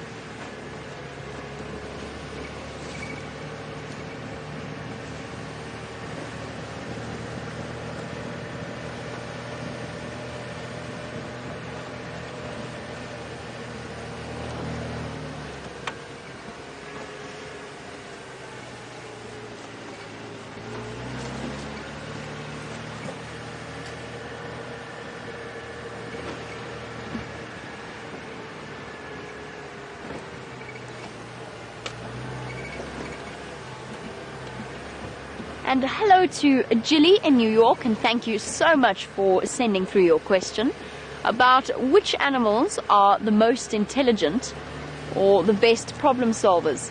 And Jilly, it's really lovely to hear from you. The answer is the elephants are probably, of all of the animals, the most intelligent out here. I don't think I'm biased when I say that, just because they're one of my favorites. I really believe as though they are exceptionally bright, and they are known to be good problem solvers. They've got a self-awareness. They recognize their reflections in mirrors, which not many animals do. A lot of animals are inclined to attack their reflection in response to seeing an animal reflected in it. Elephants don't do that, just like dolphins and the great apes don't do that. Monkeys are very, very clever, as are baboons. A spotted hyena have intelligence levels that are, in some experiments, in their problem-solving abilities and their communication abilities, close to, if not equal to, that of chimpanzees. I think this kill was on Torchwood. That makes the most sense. That's why there's off-road tracks here. Because those are definitely not ours. Off-road vehicle tracks. Okay. Perhaps that is what they were attempting to describe to me. The fact that... and there's the lion tracks coming south. Let me try and... oh, sorry, there's hyena tracks. Let me try and reposition to show you. And also it gives me a chance to search for where these lions went after this. So there's the lion track right next to, although that's the leopard track. We've got confusion. That's what we've got. Okay. There's Brent's footprint. Sort of unmistakable. Sorry, Jilly, we'll get back to your question in a moment. That is Brent's very large track. There's not that many people.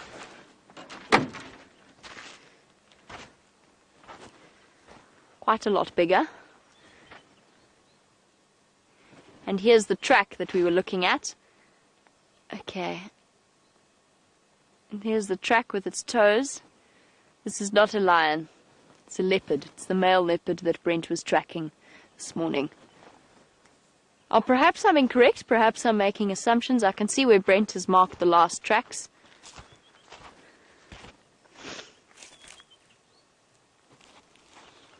We'll carry on a little bit further. I can almost guarantee the kill was somewhere in here that attracted all of the vultures. And I do just want to double check around that junction just to see whether or not there are any cat tracks. But before I do, to answer Jilly's question, hyenas in experiments in terms of problem solving have been shown to have some of the best skills of any of the animals out here. Contrary to lions, which lions are great and instinctive animals, but they are not the world's greatest problem solvers. They're not built for that sort of thing. They certainly have a degree of intelligence in terms of their communication and their planning for hunting other animals and coordinating those hunts.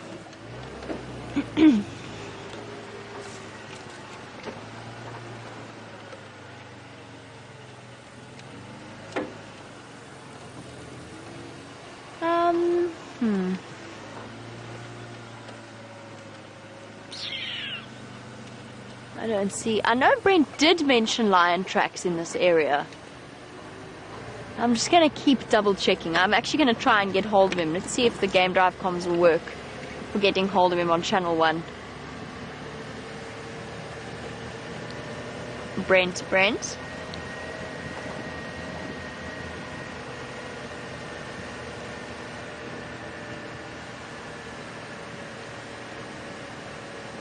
Nope. Doesn't sound like we're reaching him.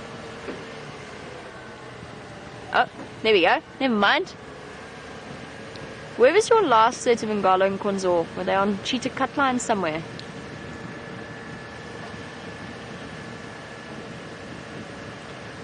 So the question I'm asking Brent is, where was the last that he had a lion track rather than a leopard track? Where was the last point that he had a lion track this morning? Because I just want to make sure that there wasn't any confusion. But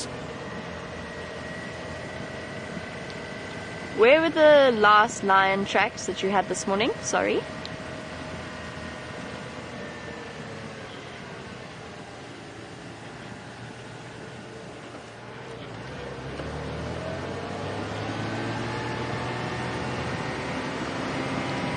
Copy that, thank you. They were further north. There was a little bit of confusion there between leopard tracks and lion tracks. No problem. And we were called into. I think that kill was the male leopards. Oh, goodness. I think that kill belonged to the male leopard, not to the lions, and that makes so much more sense in terms of that leopard coming out of that area and lions being a little bit further to the north. I don't know what it was, though, so if it was a buffalo, then that would be a different story. So, Jilly. Intelligent problem solvers. Apparently honey badgers are very, very bright and are good at solving problems. That's just something that I've heard in terms of the different animals. And I've met a semi-tame honey badger before, and he definitely was very good. He wasn't tame, he was being rehabilitated into the wild. He was very entertaining to watch, sort of figure out problems and solve opening jars and so on. He was very good at that. And I imagine, I'm not sure about wild dogs. I'm not sure how good at problem solving they are.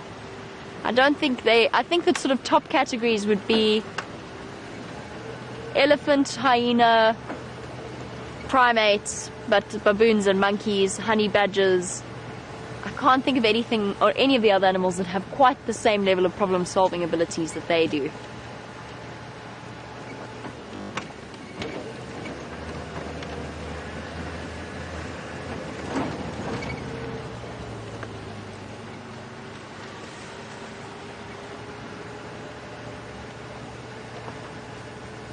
So Brent said the tracks were a little bit further north, coming into the block around here, and that they were heading towards Buffelshoek Dam. So I think it might be nice for us to just go back and check more carefully around the shaded areas and on the eastern side of the dam to see whether or not those lions have decided to pop up. And speaking of lions and Brent and his tracking ability, let's head back over to Cheetah Plains and to find out how his explorations of the east are going.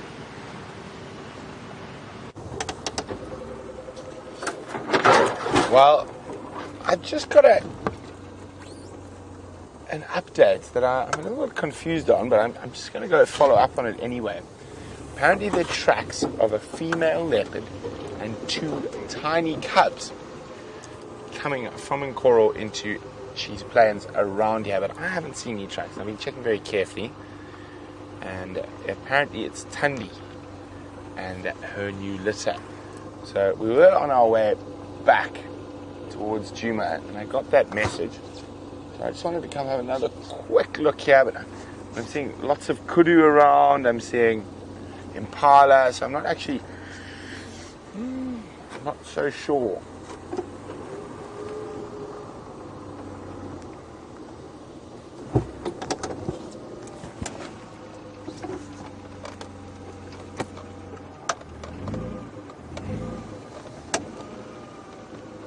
Hello. I'm just going to have a quick look on that softer sand there.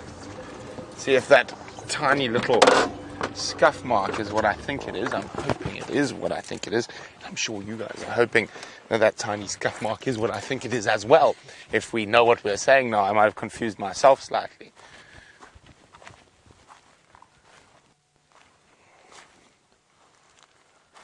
So it's still quite hard after the rain.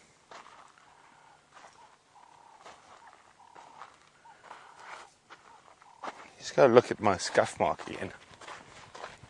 Oops, my door was open, that's naughty.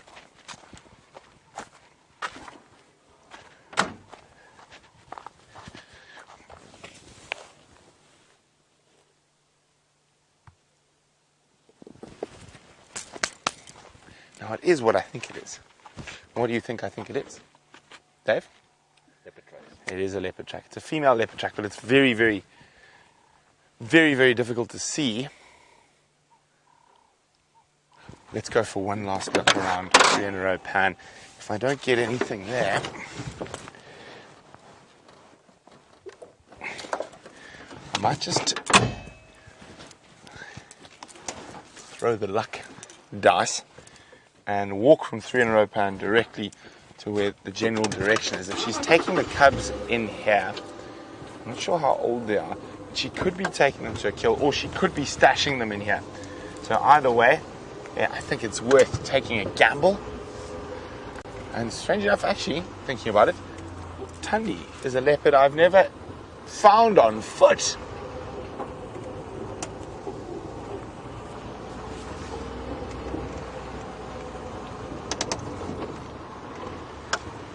Well done, Manda. Manda, for that, what is the highest altitude a leopard has been recorded at?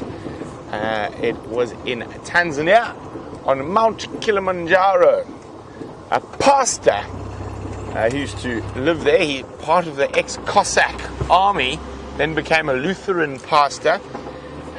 He's personally climbed Kilimanjaro over 40 times, and this was in the 1920s. He discovered the corpse of a frozen leopard on the crater rim, and it was just under 15,000 feet.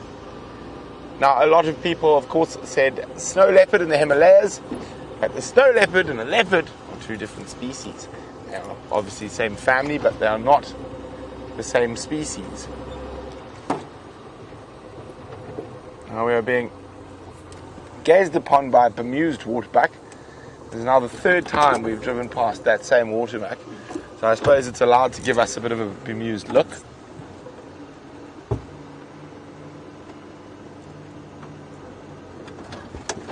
It's being bemused behind a quarry. Dave? There we go. There's the bemused waterbuck. Maybe not so bemused as saying, what are these silly creatures doing? Round and round in circles.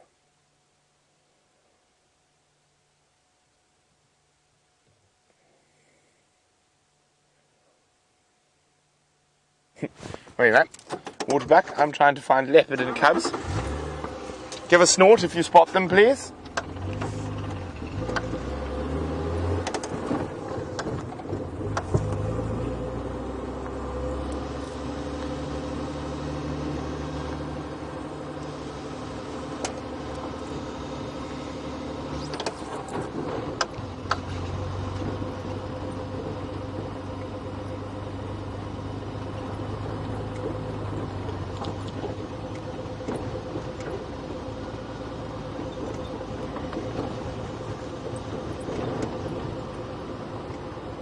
Oh, what's that?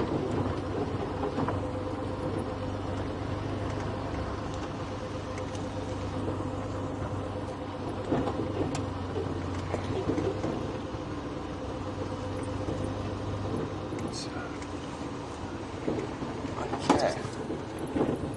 You hear some little birds chirping about. They sound quite upset. What could have upset them? Actually, I know exactly what's upset them. This is very close to where we saw that slender mongoose earlier, so that's why the little birds are alarm calling. Let's go back. I can spot one. Okay, you got him there, Dave, yet? Okay.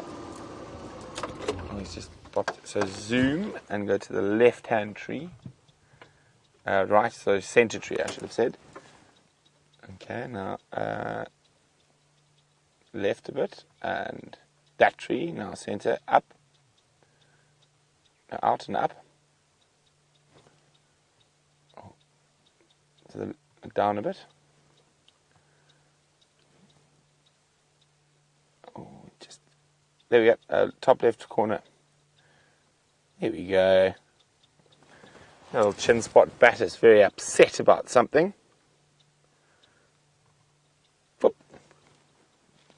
I'm pretty sure that slender mongoose must be around here somewhere.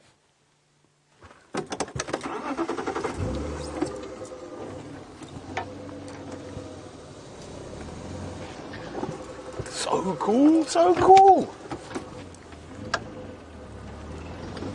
No, it's not often. No, I can't. It's so small. So cool, but so small. Okay, there we go.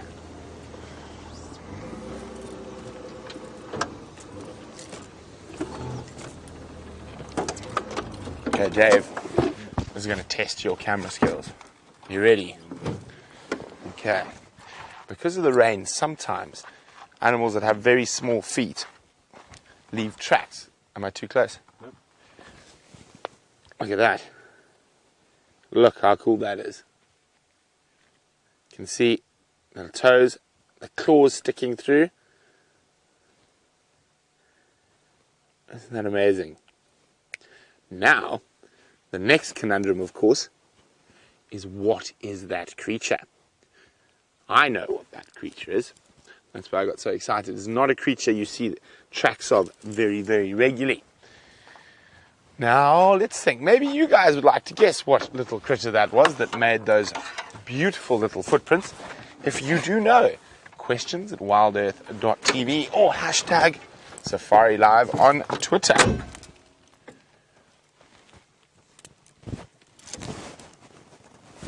Very, very cool little track.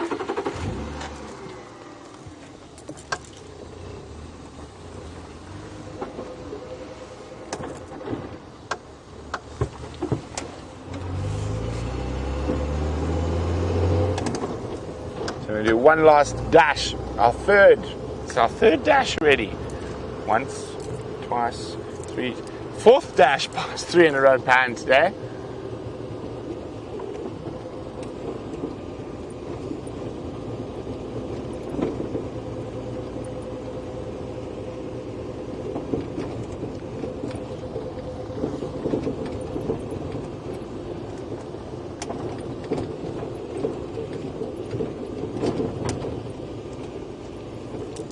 And it is empty as it has been the previous 3 times we have driven past here. No quarantine bathed in golden light atop a termite terrier or in a marula.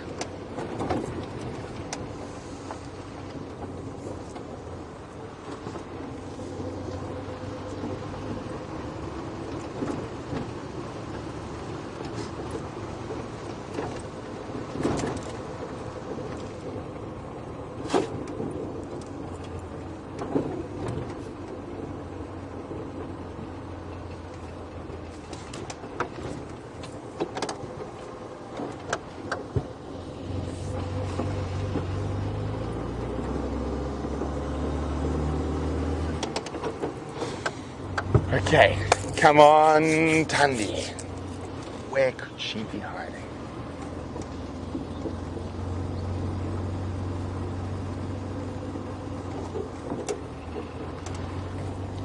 Well, I go try to figure out where Tundi crossed. Let's go see what Jamie's been up to. Hi guys, I just wanted to show you something amazing, which is how much green grass has come through since we've had the rain. I mean, it's not bright green, but it is really green. Now, I'm sorry, I was in the middle of talking to somebody on the Game Drive channel, so just bear with me 1 second while I finish off that conversation. Affirmative, I haven't had any luck. I'm just checking around Buffelshoek East now.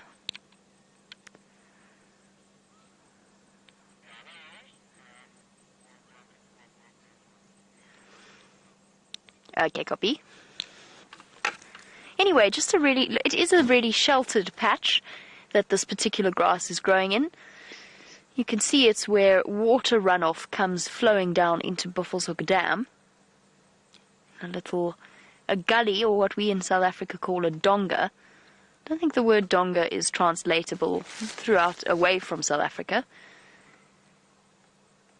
But yes, some green growth coming through in terms of the grasses, which is really, really a pleasant surprise, because I didn't think we were going to see any as a result of that rain. I thought that it was a little bit, because of the timing, this time of year, I really didn't think we'd see much in the way of change, at least to the grass side of things. But we seem to be. It'll be happy news for animals like that hippo that we saw at Buffelshoek Dam. And now we are investigating where these lions have gone. Brent said that at least he had one set of tracks coming into this area. This is where I saw the lioness, in the direction that I saw that lioness with the 2 cubs dash past our elephant sighting yesterday morning. And I'm hoping she might have decided to stash them somewhere here. I'm checking really carefully for tracks.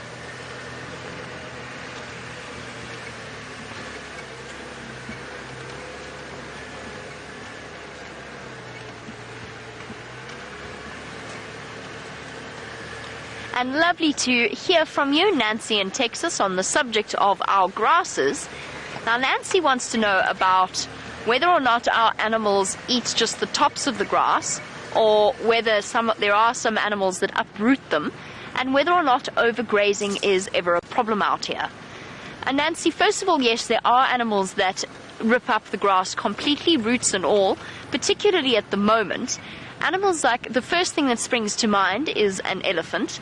Elephants have been, if they aren't busy feeding on the trees, then they're busy digging up the root systems of the various grass and smaller plant species in order to get the nutrition that's stored in the root systems. So they have been doing that relatively regularly. Most of our animals, though, nibble the tops of the grass, and obviously grass has evolved to be eaten. So for the last however many thousands of years, the way that grass has developed is it's got growth points at different points along the stem. And so whenever it's eaten, the growth points that sit below it will just resupply that grass, hopefully in the same way that's going to happen with a certain set of sunflower seeds in the camp, or sunflower plants, because that is a very, very sad situation where poor Brian lost his sunflowers to the bushbuck. We could potentially have a problem with overgrazing. However, it's important to remember that this grass has evolved, as I said, to be eaten and to be utilized. This whole area has evolved, the balance has evolved with the animals eating them. So the plants, the trees get eaten by the elephants to stop the woody layer from dominating, and the grass species have been evolved to be eaten in order to propagate. And the only way you get a major problem with overgrazing, which is what we're seeing now, is if you have a drought and you have water holes. So the animal action, the hoof action, backwards and forwards to get to the water hole, combined with the overutilization of an area, can in turn overgraze and overutilize spots around water holes. And in turn, what that means is it takes that area a really long time to recover, because the grass species holds the soils in place. And as soon as you get your first big rains, and this is going to happen all around Buffelshoek Dam, As soon as you get your first big rains, if it comes down in a torrential downpour, it's going to wash away the topsoil layer. And that topsoil layer has been developed over hundreds of years, slowly breaking down the rock beneath the surface of the soil, and then getting the nutrients that are needed. And then the pioneer, the tough grasses start off, they secure the soil, then you get the slightly more palatable and slightly more vulnerable grass species growing, the perennial plants, the perennial grasses, rather than annual grasses, and so on. So there is a very delicate balance. You see, it's not just there. I'm sorry, I'm very excited by this, because I'm looking now down onto the ground, and I know it's not much. I really do. But look at that. Bright emerald green grass shoots coming through. That really is wonderful to see. Just goes to show how resilient an area is.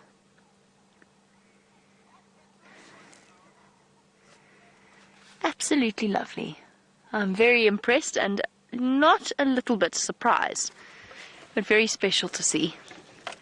We might even be getting flowers again relatively soon. And then, Nancy, there's also different types of species utilizing the different types of plants' parts.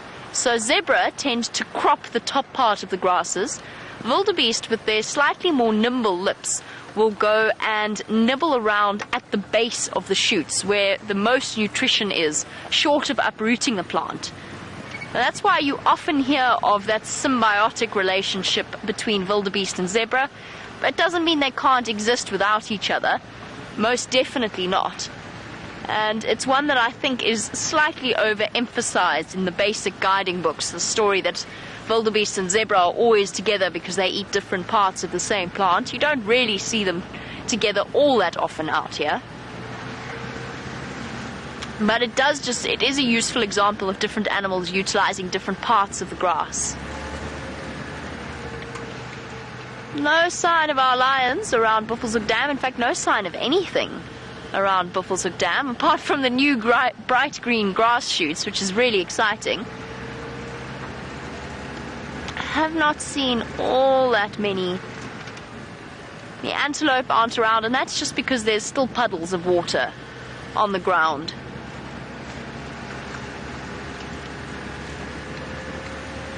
And I think we're going to start journeying a little bit further to the west.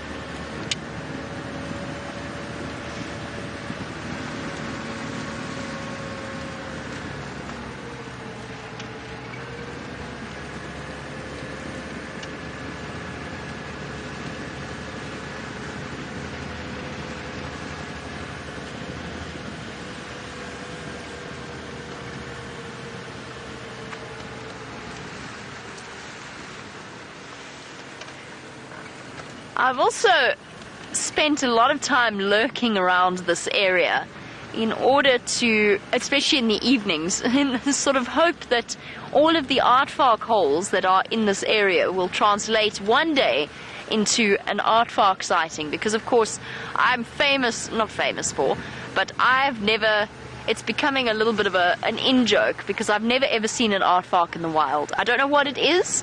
I don't know why it is. I have worked in places where I've gone on aardvark captures before, and I've just never managed to see them. I've always just missed out on seeing them. How's that backlighting going to work? Let's see. Beautiful. Sorry, we'll go back to talking about aardvark in the moment. For now, we've got this lovely waterbuck ram. He is absolutely huge. Not quite as fluffy as some of the other waterbuck that we've seen, but the backlighting does give you a nice idea of just how furry these creatures truly are.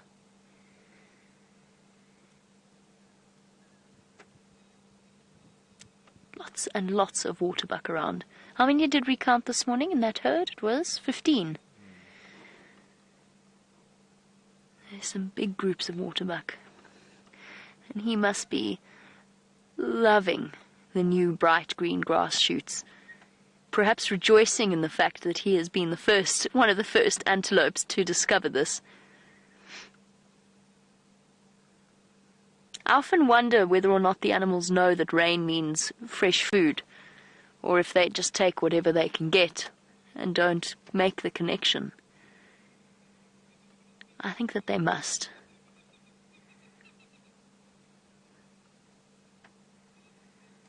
We've got some old scarring. We've got a lovely view of this waterbuck bull, but Brent's antelope are doing something highly entertaining. Look at this incredible dust and impala rams. They were all a second ago chasing one poor female, and they got a bit confused. They didn't realize mating season's over. But what they have done is create some spectacular visuals for us with that sun and the dust and the impalas. Come on, chase them again. Make some more dust, guys.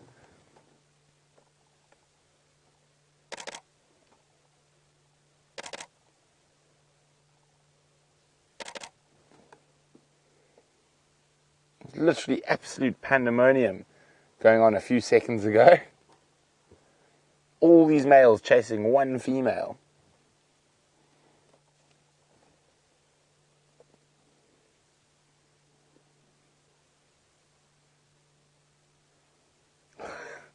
All calm now.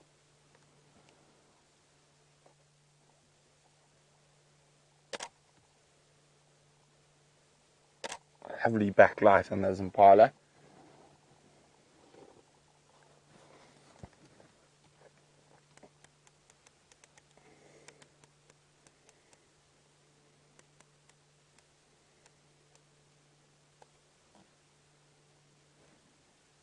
Beautiful big herd of impala.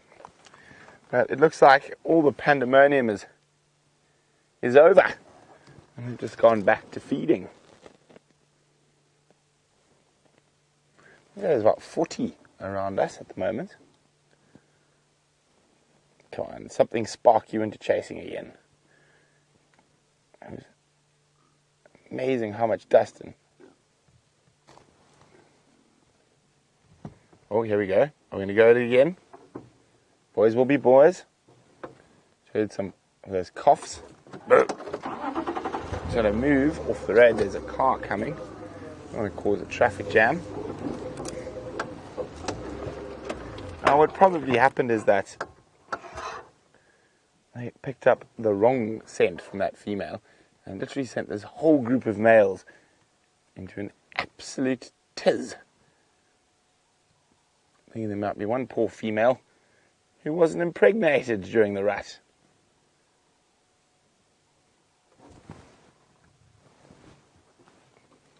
Okay, well, it's all over now. Pity we couldn't show you. So we're going to keep moving, and we've got to go through the Mulwanini shortly.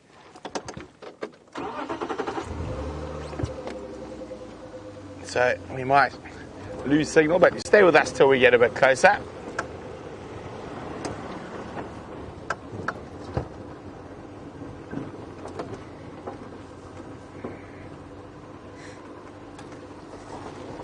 So I think I finally caught you guys on a track. We had dwarf mongoose, a porcupine and civet, and none of those were correct. Ooh. So back to the drawing board. One of them is in the right area, right family, but none of those are the particular individual. So as we're about to descend into the Mulwanini river system, and our signal gets a bit iffy, while you ponder what track that could possibly be, let's go back to Jamie. I wonder what track that is. I'm curious now to find out. Of course, I can't see it from driving about on the back of Wendy, but I'm very, very curious to see if I would get it. Sounds like it might be one of the tricky ones that Brent has pulled out of the hat, so to speak. I've done a full circuit of this area. I can't, there's been so much vehicle traffic, I can't find one track to guide me in the right direction. I've got Brent's instructions that they were somewhere here, going in here, but I honestly cannot find a single revealing footprint in the dust to tell me where to go double checking. I might move on for a little bit and start moving along for Central. Perhaps that male leopard that Brent had tracks of this morning might pop out somewhere there. I'm also very curious to see which particular male leopard it is. We saw Tingana 2 days ago, exactly 2 days ago, when we popped out at Red, or he popped out at Red Dam actually, to say hello to us all. It felt like it had been forever since we last saw him. And he was looking hungry. He actually, to me, Tingana looked as though he'd lost... Tingana's a dominant male leopard in this area, by the way. And to me, he looked as if he was not just hungry, he looked as if he'd lost muscle tone around his shoulders and his neck. Now, he did have a little bit of a limp. Apparently, he's had a limp for a long time. I've definitely seen the limp a couple of times in the last few sightings that I've had of him. It's Impala. I also got quite excited. There's just something reddish and cat-sized walking across the road, but it's an Impala very far away. But yes, back to Tingana. He just seems to have been a bit down on his luck recently. But perhaps this is him now, whose tracks have come out onto Cheetah Cutline and moved back into Djuma.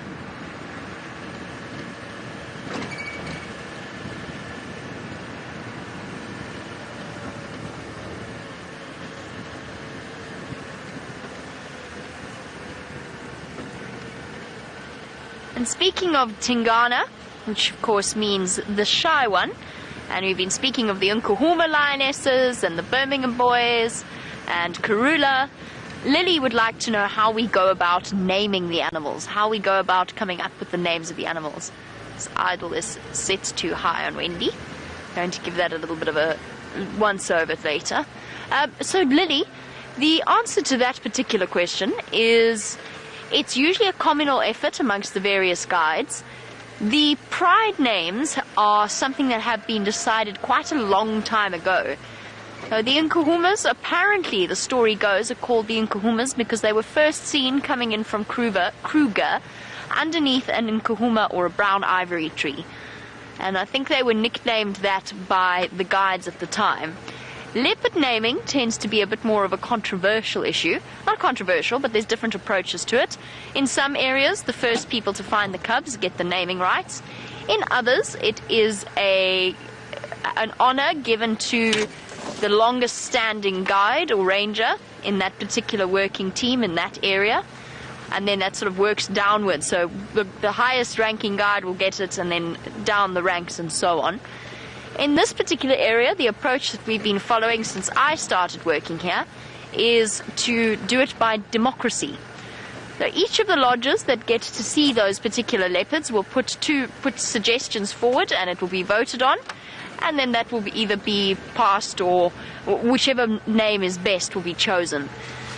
Generally, we wait until the leopards are a year old before they are named, given their official names, just because their mortality rate is so high before then. However, we have named Karula's cubs before that, since they have become such popular characters of the show, and we didn't want them to be given nicknames that then became very confusing for people watching across the world in terms of which leopards were which is sort of what happened with the young Sindile.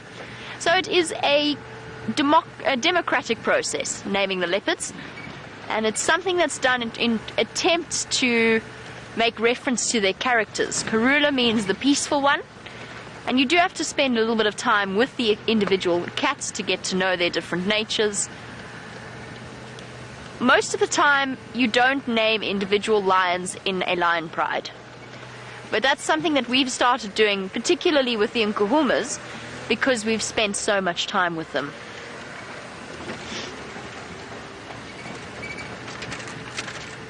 So in that case, it's actually, this is more a WildEarth naming than it is any kind of official standpoint from the other lodges. The same applies to our hyena names.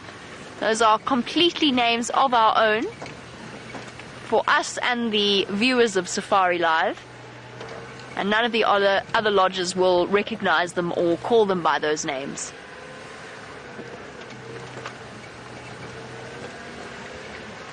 And the same applies to the elephants. We generally don't give each and every elephant a name. It would be impossible. But those characters that we do see on a regular basis, then we do give them a name because it's easy to refer to them and to talk about their background in that way.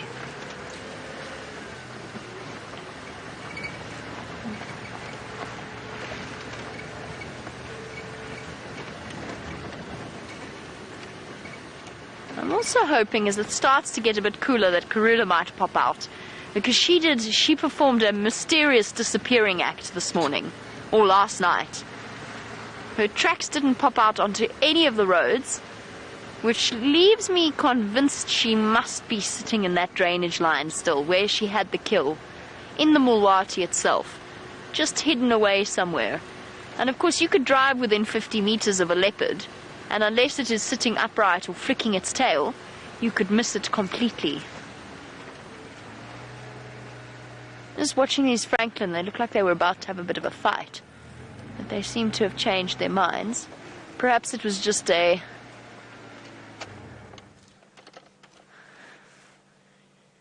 miscoordination of movements. One landed on top of the other one. But I think it was an accident. And some crested Franklin for us.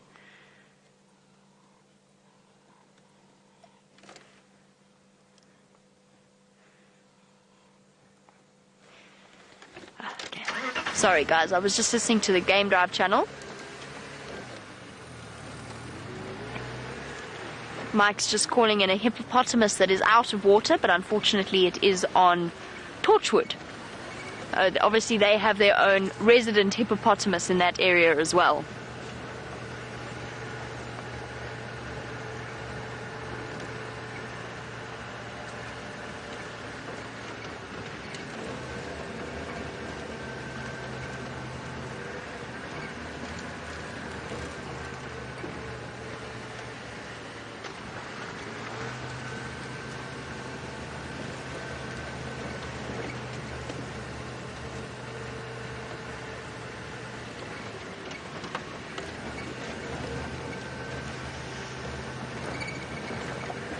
Okay, decision time. Are we going to go left down Inyala Road South, or are we going to go right along Inyala Road North? I'm really not sure which. I don't actually think anybody's driven Hyena Road, which also might be a very good starting point, since that's where we last saw the lioness with the middle set of cubs disappearing into yesterday morning.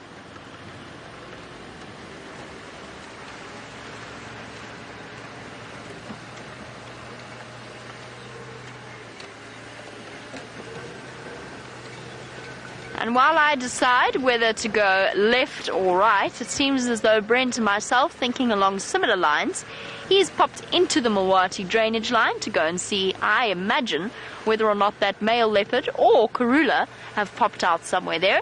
And let's go and join him on the back of Rusty through a river.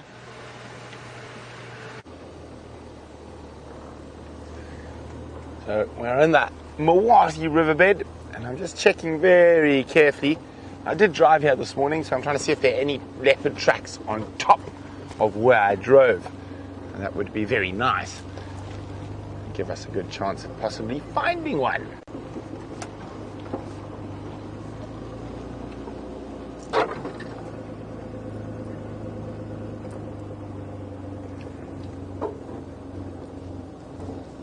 This is ideal leopard country around here. Especially if you've got cubs, there's lots of good spots to hide them, lots of trees, lots of thickets.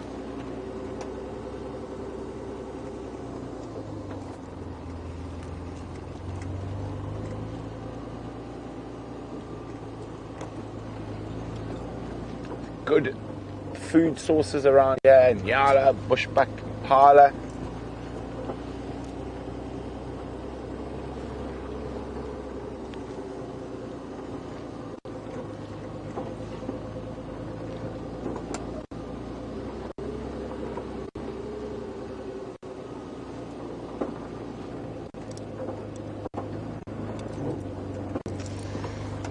Hi Marsha. Marsha's wondering, do impala mate throughout the year, or is it seasonal?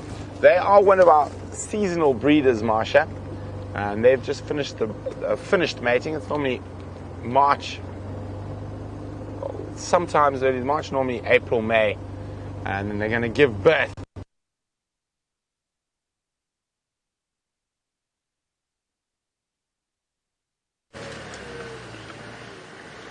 And back across to us in Nyala Road South, as poor Brent has lost signal completely in the Mulwati drainage line. And hopefully he will be back up and running very shortly. I'm sorry, I'm just distracted by this weeping wattle tree. It has been absolutely not quite massacred, but close to massacred by the elephants that have moved through this area, targeting one of the few trees with properly green leaves left in the area, and around it lies the debris of that feeding on.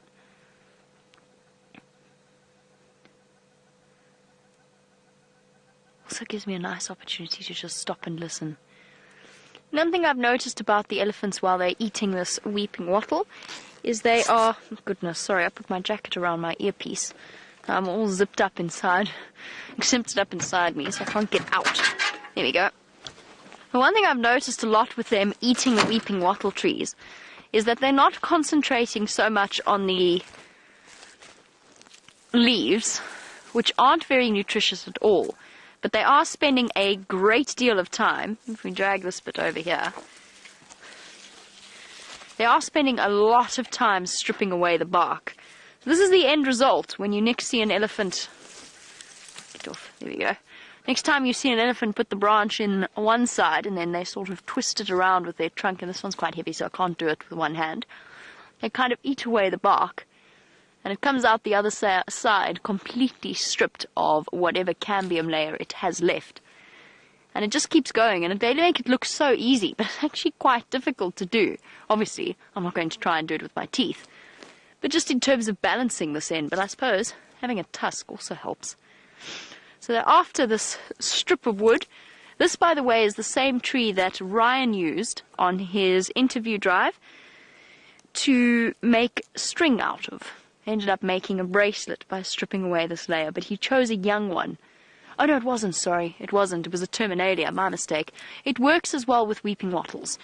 Is actually where I was going to go with this. He chose the terminalia. It does work with weeping wattles as well as knob thorns. They're obviously desperate at this point because generally elephants avoid the weeping wattle trees. They tend not to have that much in the way of nutrition. And that weeping wattle is going to be fine, but most of its main stem is broken. We've still got parts of it intact, so it will survive the meal of the elephants. We decided to go left, by the way, down in Nyala Road South.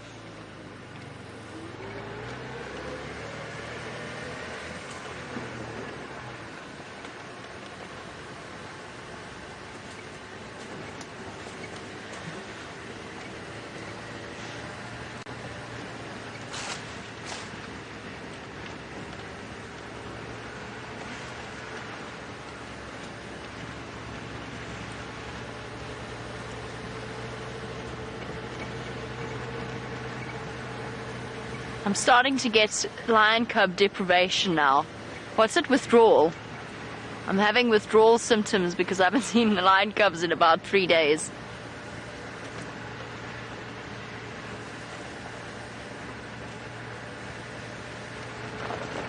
And I haven't seen the oldest set of cubs in what feels like forever. Has probably only been a week, but it feels longer. And I can't wait to find them again to see how much they've grown.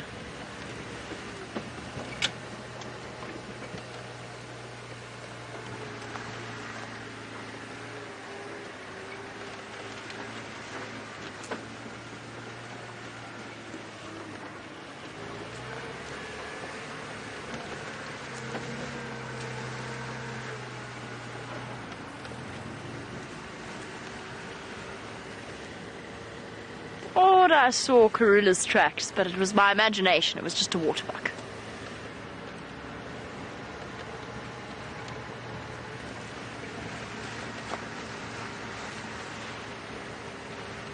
And lots of fresh elephant tracks as well, which is good, because this morning we were talking about the fact that we were feeling slightly abandoned by our elephant herds. I don't know where they've been going or what they've been up to, but they have just disappeared. The elephants that we saw earlier this afternoon are the first elephants I've seen in well over 24 hours, and it feels as though the place goes from teeming with elephants to having hardly any elephants left. Stay. Oh, it was a brave choice. It was a brave and risky decision, and it did not yield any results except for the twitch of some ears behind the trees of a grey duiker.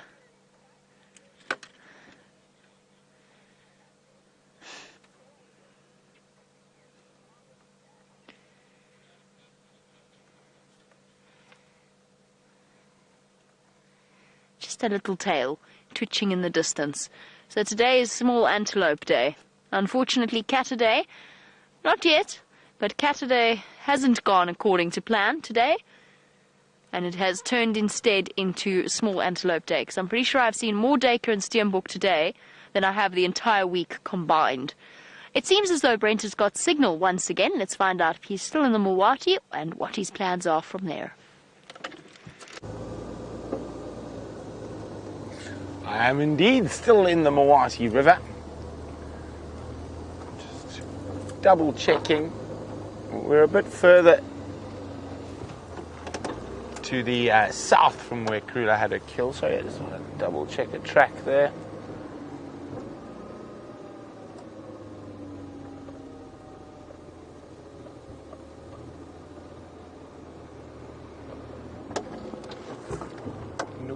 Nope. Come on, Queenie, where are you hiding? So we haven't seen tracks of her anywhere, which leads me to believe she might just be snoozing somewhere in the Mawati River system. Now, it's nice, it's cool, there's lots of little puddles around. There's a duiker running across, disappearing. So that's not a good sign when you're looking for a leopard. Off it goes.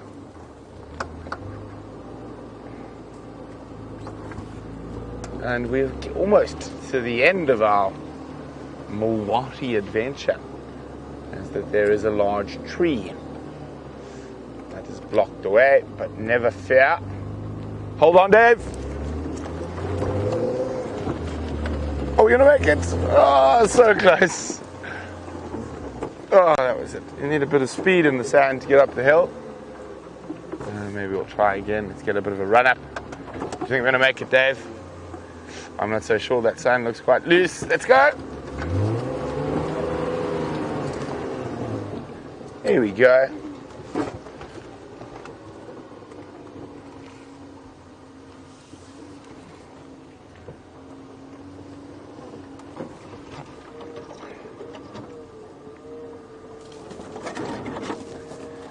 So I'll hint that the track was definitely not from a porcupine, and it was definitely not from a civet. It was definitely not from a dwarf mongoose, but something that shares a common ancestor with a dwarf mongoose.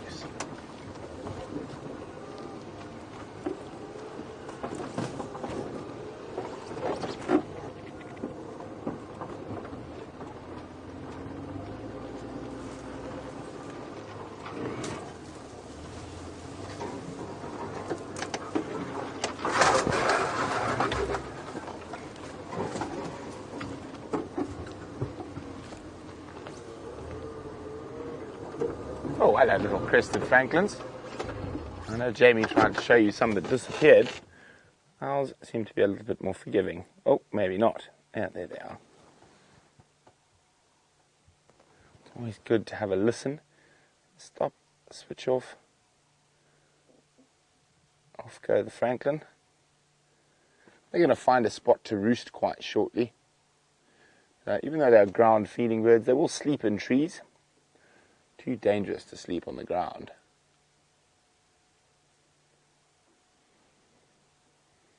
Anyway,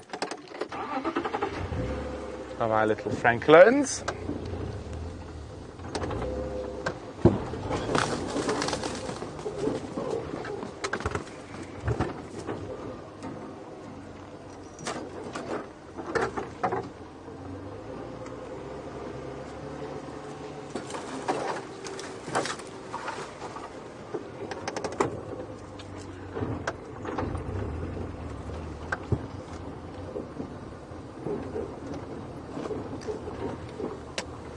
Hello, Marsha.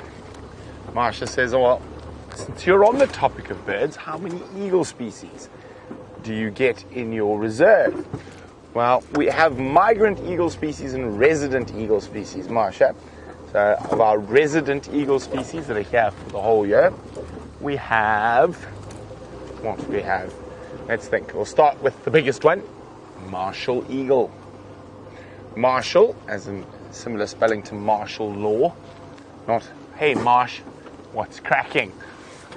Martial eagle, that's the biggest. It's got a wingspan of over 2 meters. And what else? African hawk eagle. So we're on 2. Bateleur. 3. Brown snake eagle. 4. Tawny eagle. 5. You have the possibility. I've never seen one on Juma, but they do. I have seen other parts of Sabi Sands. A black-breasted snake eagle.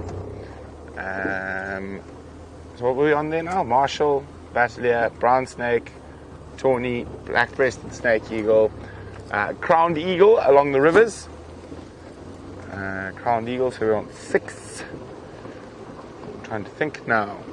I think that's. No, long-crested eagle has been recorded in the Sabi Sands as well, so that's 7.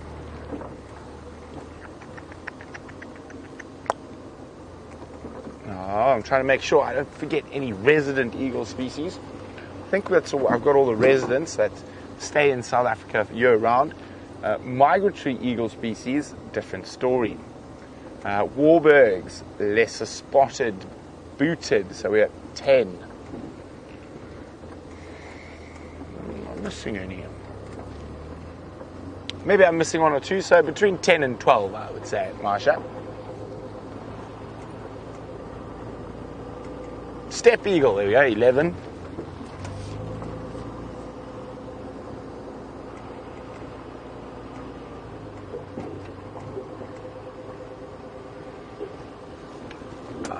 So the Sabi Sands Game Reserve is made up of a whole bunch of smaller properties, and Michael is wondering how many different reserves make up the Sabi Sands. So Michael, you must remember there's some commercial reserves and there's some non-commercial reserves.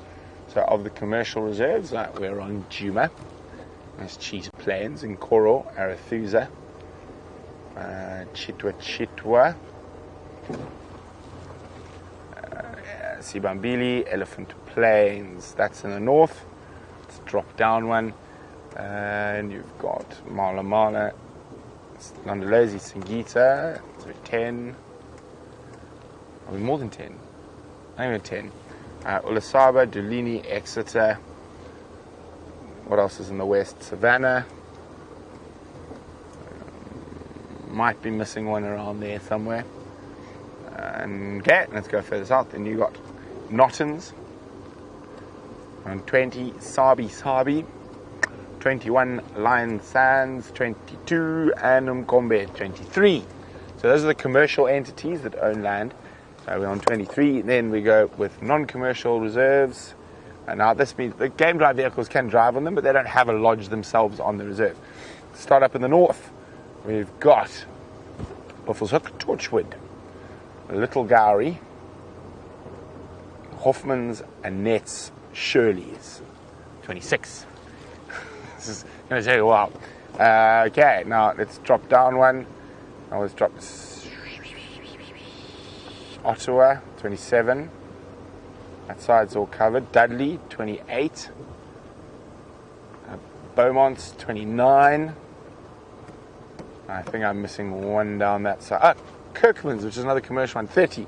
So about 30 reserves. I might have forgotten some smaller pieces.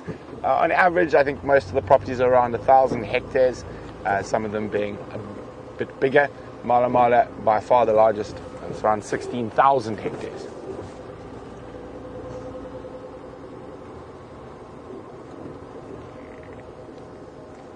Michael, I hope that helps. I might have forgot one or two. At least 30. Oh, I did forget another one. Now I forgot to remember his name. Down south. 31. Let's call it 31. Where's Karula hiding? Not a track.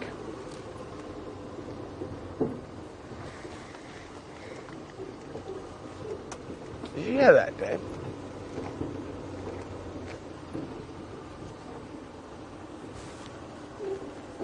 I was correct. I thought I heard a tree being savaged. Oh, unfortunately, it's definitely not going to be the best visual.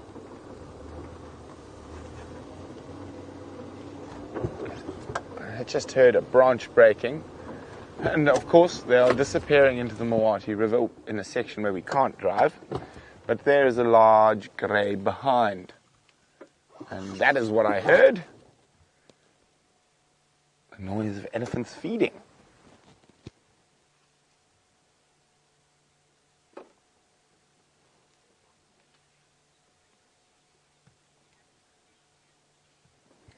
Crunch, crunch, crunch.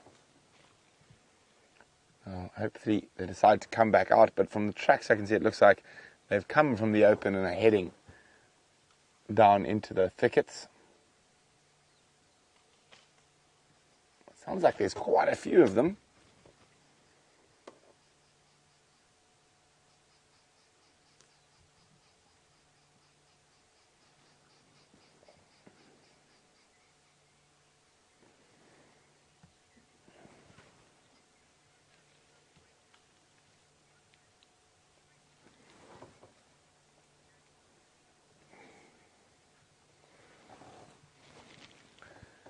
So Mike is wondering, even though elephant bulls travel vast distances, do they ever encounter their natal herd?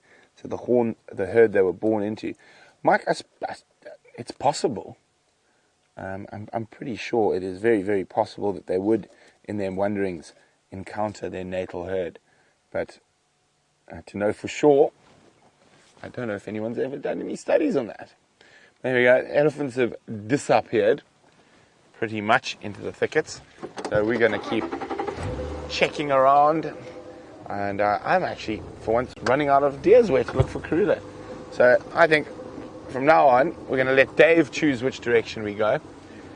Dave likes that idea. But then also, if we don't find anything, we can beat him with a stick and blame him for not finding any cats on Catterday. And if we do find it?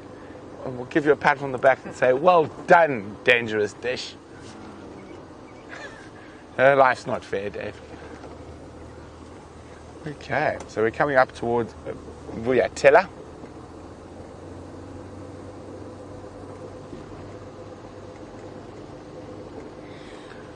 Maybe those elephants will move through the Mawati and chase Karula out for us.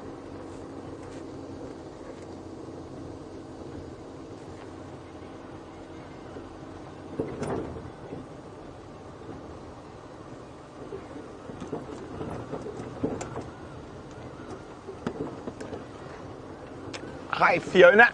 Now, Fiona's wondering, what qualifications do you need to be a safari guide? And what do you study? Well, Fiona, you can study whatever you would like. I know safari guides who have studied accounting, law, art, actuarial science. What else? Oh, environment, obviously, of course, the environmental ones, wildlife management, conservation, all that type of stuff.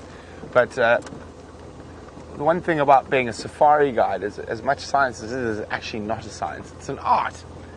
So the most important thing about being a safari guide is actually looking after your guests. You're in an entertainment business. Now, so in terms of qualifications that are legally needed or required, you need to be registered. It depends on the different countries, but you'll have to be registered with your Department of Environment and Tourism. and have to have passed some tests to say that you're suitably safe not to get people squashed by elephants. Quickly across to Jamie.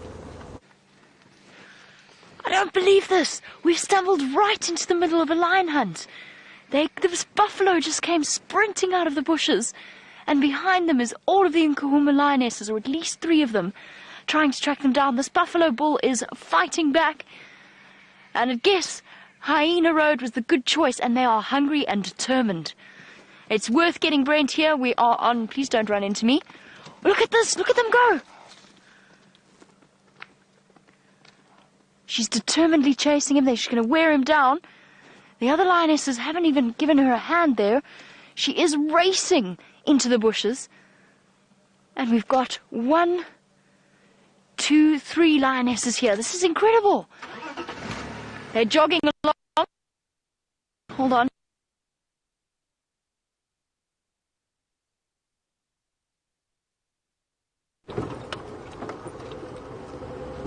Okay, isn't that exciting?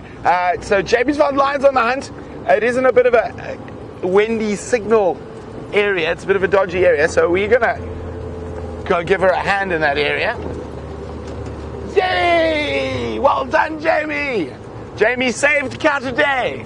Brent and Dave failed Cat a Day.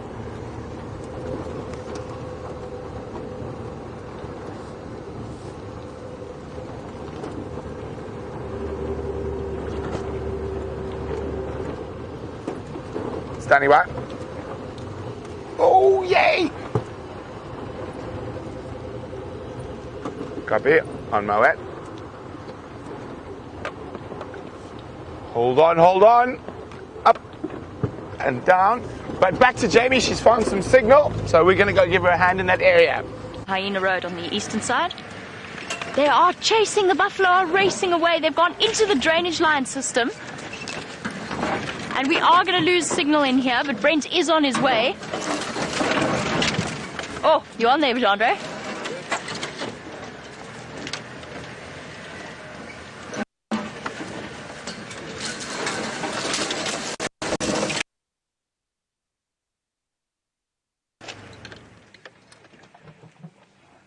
In here. They've got it.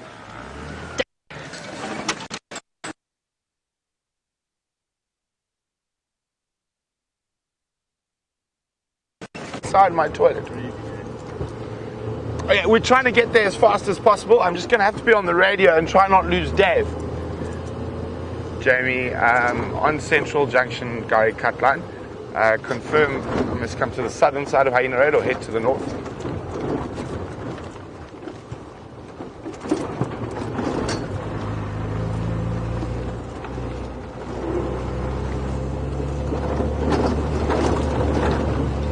Hold on!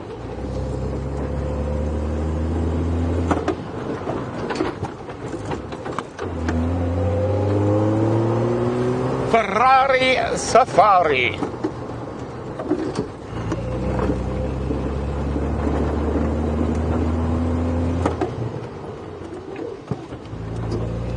So confirm Nyala Road North.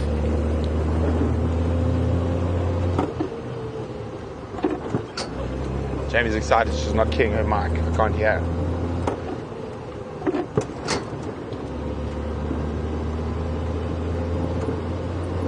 Jamie, confirm Nyala Road North. So much excitement when you get these type of sightings.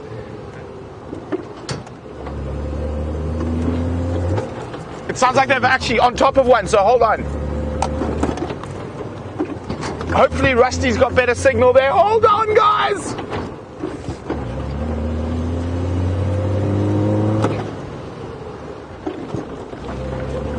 Dave, Dave's still there?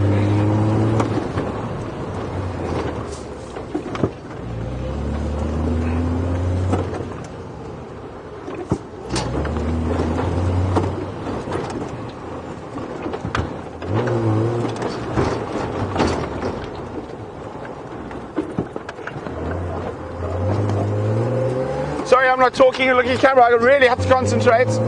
Quickly, Jamie's got signal. Dramatic sense. You're back, guys. Shit, they've caught the buffalo.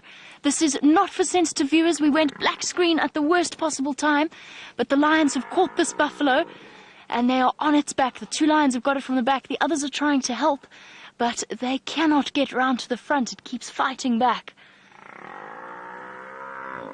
Oh, this is incredible. This is going to be very difficult for those of you who are sensitive viewers to watch, so please turn off.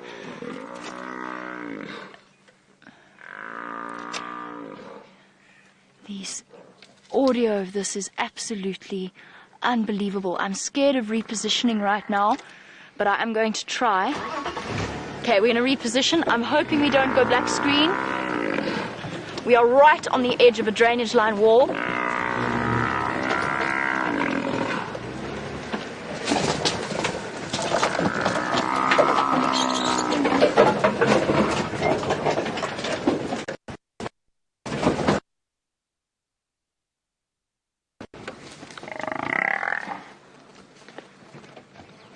We've got to be very, very careful here that we don't get in the way of what's happening.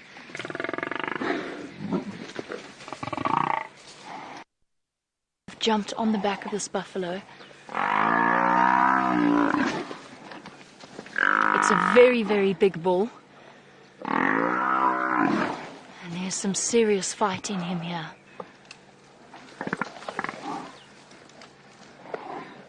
This could go on for an incredible period of time, and this is what the rawest version of wildlife out here is truly like.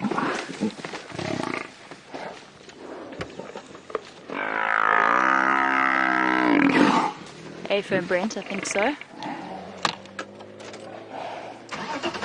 Here comes a 5th lioness. I just need to make sure that we've got an escape route here in case this buffalo comes to us.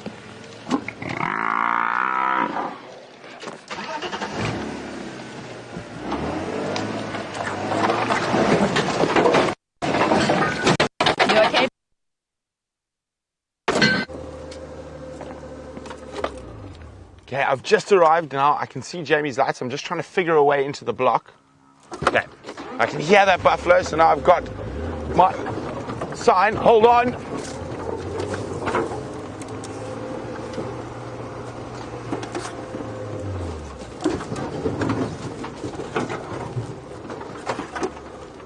Hey, firm.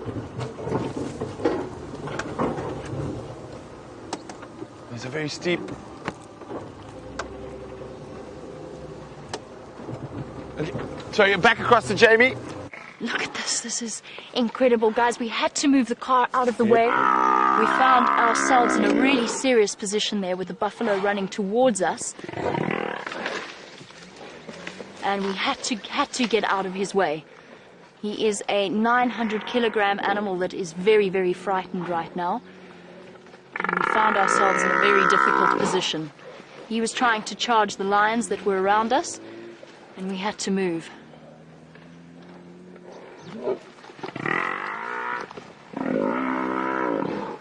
You can see they're trying to get to that hold on the face of on the front of his face. This is incredible to witness. It's moments like these that are truly, truly both spectacular and heart-rending. They can't get onto the front of the buffalo. Brent, come back. He's fallen into the drainage.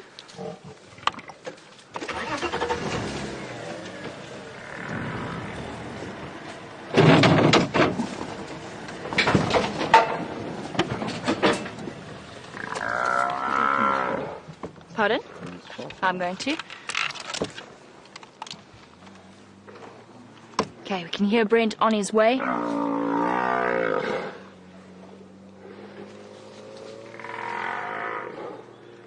I cannot believe this is the way the afternoon went. This is the last thing we were expecting. He's still fighting back. He's still chasing the lionesses away. Brent is racing back towards the scene because we cannot get down here without rolling the vehicle.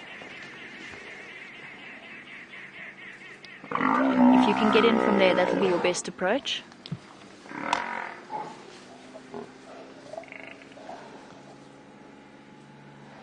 And moments like these are exceptionally rare. The last time we saw a live buffalo hunt was over a year ago.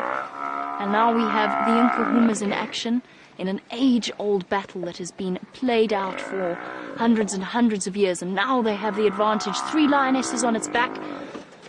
We're going to go forward a little bit before Brent gets here.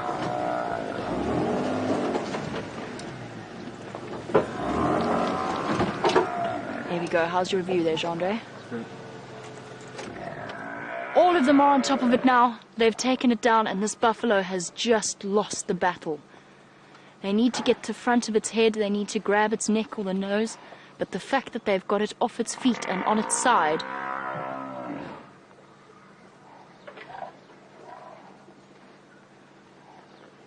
And now comes the difficult part. The sounds of this buffalo is absolutely heart-wrenching. And at the same time, we've become so invested in these lionesses. We know that they have 3 sets of cubs to feed. And demonstrating why the lion is the apex predator. All 5 of them working together as a cohesive unit. You can hear Brent on his way. And buffalo is still fighting to get up. But his battle is lost, and the lionesses have him. And here comes Brent around the side of the drainage line wall.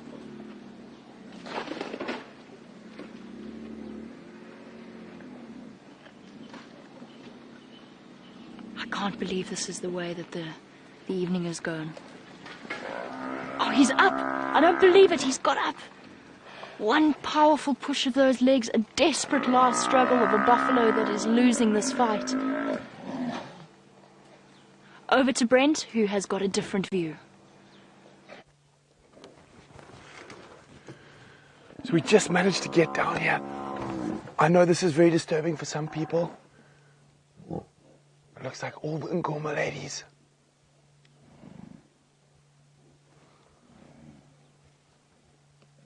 Now, sometimes it can take a long time for a buffalo to die, but this is nature at its most raw. She's going to go for the nose hold now. That helps quicken the death. So what happens is the blood will actually flow back into that buffalo's lungs, and it'll suffocate on its own blood, but it does make it a bit quicker. You can hear that there now. And the female at the back's already started feeding. That's not uncommon either.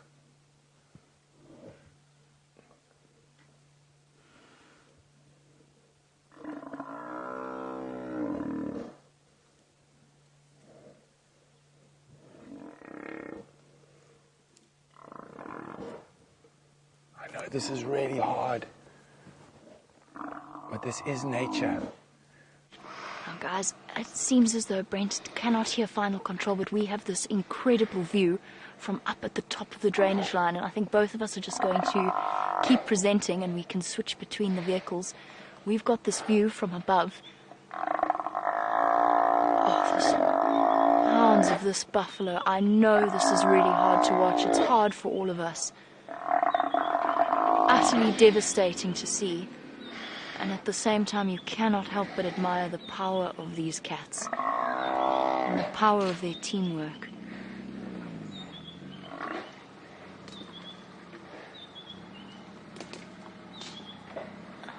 Look at that.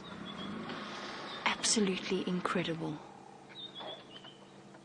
As raw as it gets.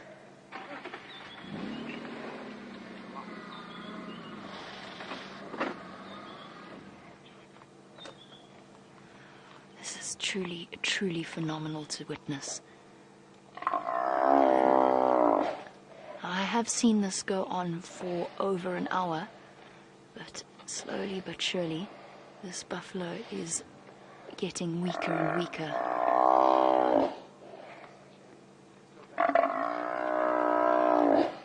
Okay, guys, let's go and have a look from a different perspective, from the head of the buffalo.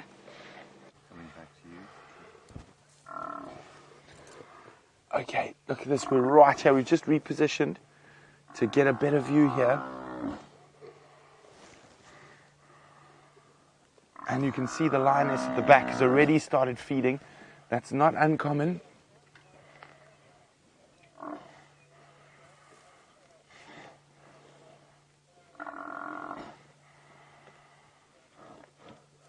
Look at that, see? She's trying really hard now to get that blood flowing into the buffalo's lungs.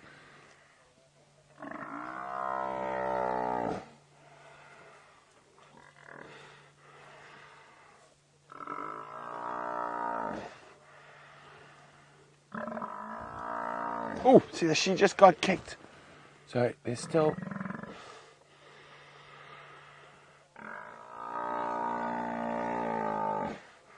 Look at that. Isn't that incredible? I know this is really sad. I'm just going to keep quiet. As I keep saying, this is nature at its most raw.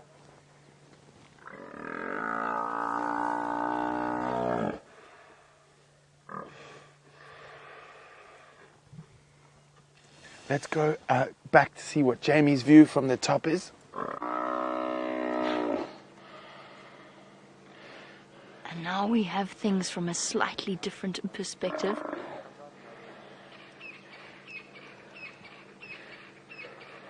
You can hear the desperate breathing of the buffalo.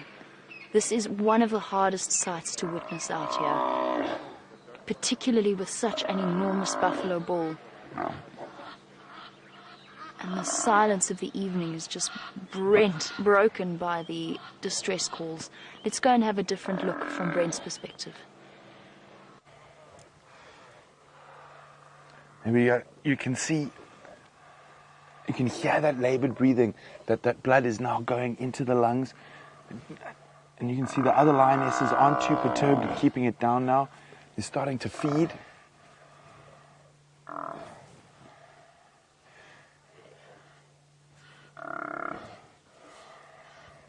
So it is quite a precarious spot where we are.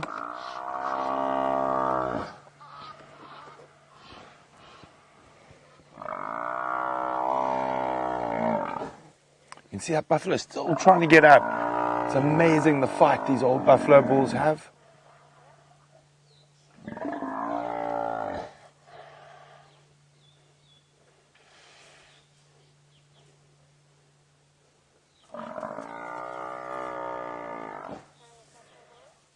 You can see they're not going for the traditional throat grip. Being females, they're a bit smaller. So with lionesses without males, quite often the nose hold works better.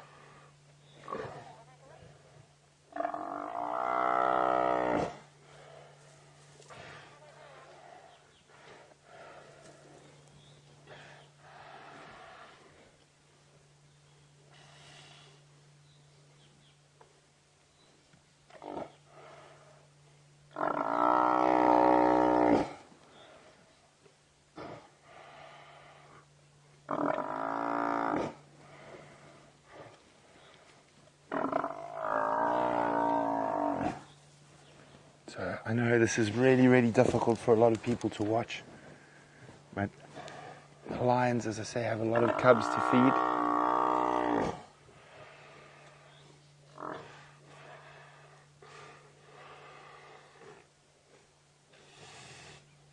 Yeah, he's starting to struggle to breathe as his lungs fill with blood.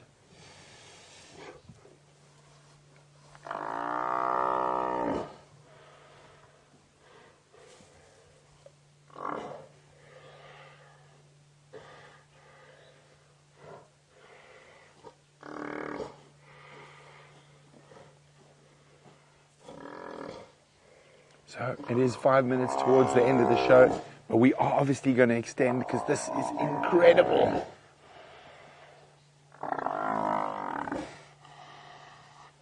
And remember, this is live. This is happening at right this very second. The Nkuhuma Pride of Lions have caught an old dugger boy. We'll try from where you are now.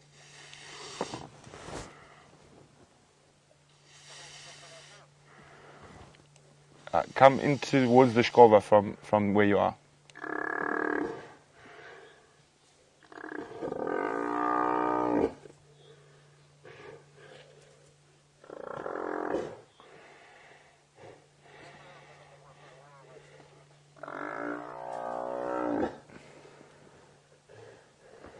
Copy.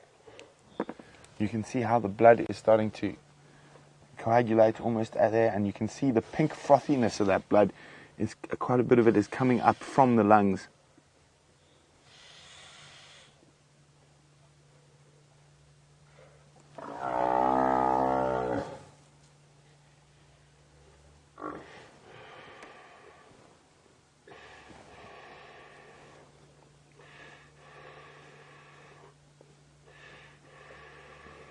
Now you can see those lionesses have already decided. They've started to tuck in. Now, incredible amount of energy is expelled by the lions to bring down an animal of this size. He's still fighting.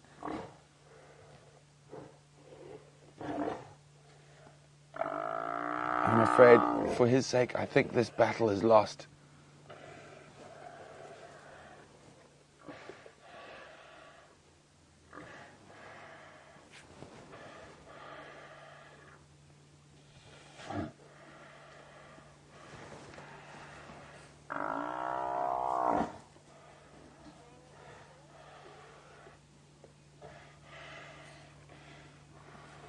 Oh, let's go across to Jamie. Candice, go ahead.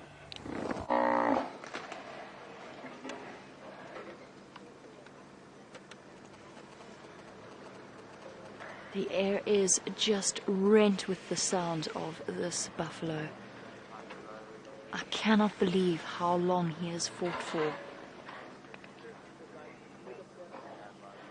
Truly filled with admiration for these incredible animals. And it's both an exhilarating and a heartbreaking sight. These lionesses are doing what they do best. I'm going to send you back over to Brent. We just want to keep giving you a view from an alternate perspective.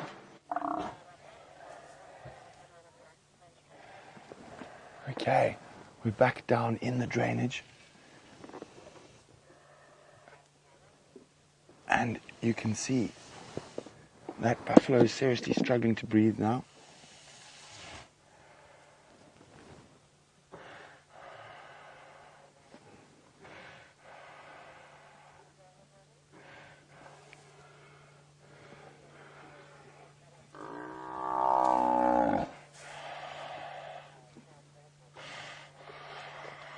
So, I know this is quite difficult to watch, but it shouldn't be too long.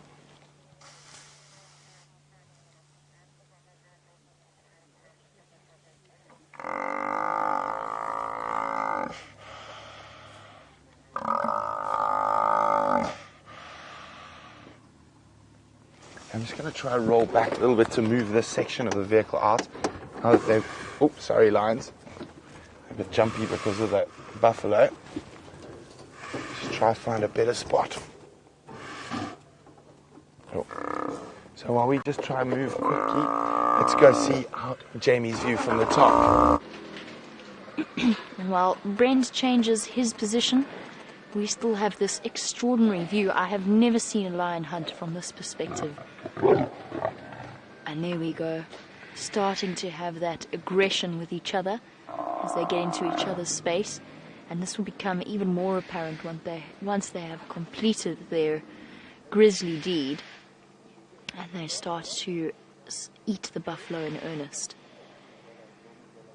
And lions will fight each other for every scrap of meat initially when they first start to feed, and these lionesses are hungry.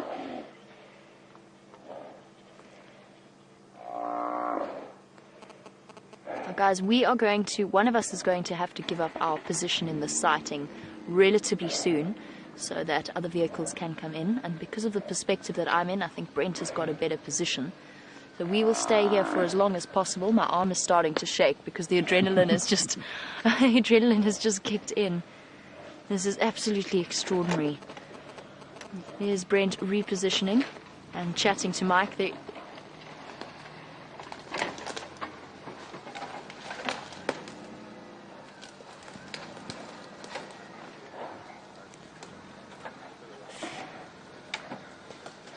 This is getting closer and closer, finally, to the last moments. And you just, in this situation, you just want it to be over for the poor buffalo.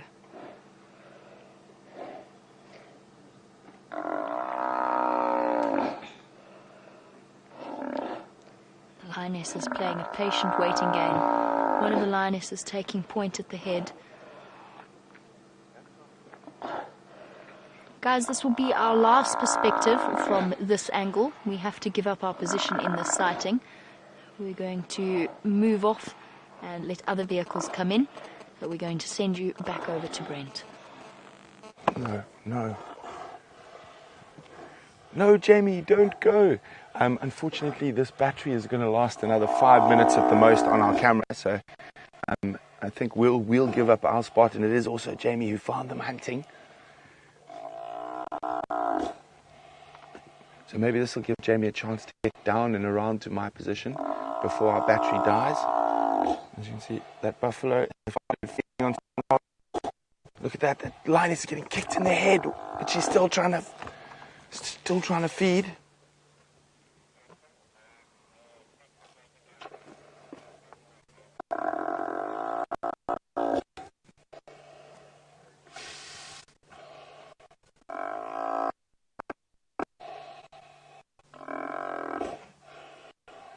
So I just got to talk to Jamie quickly. Jamie, confirm you are between the two drainages.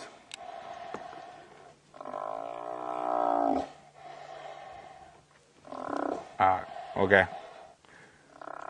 We'll stay just as long as our battery's about to die. So Vernon, you can come take my spot, and then Mike, you'll be first standing by.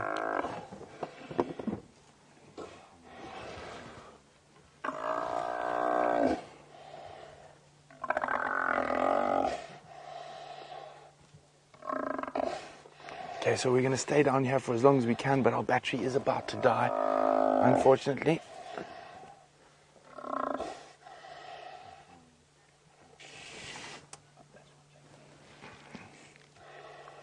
Look at that. So I know this can be quite harsh. That they are already feeding. She's actually opening up his stomach at the moment, but he's still alive. And the other lioness is feeding off his rump.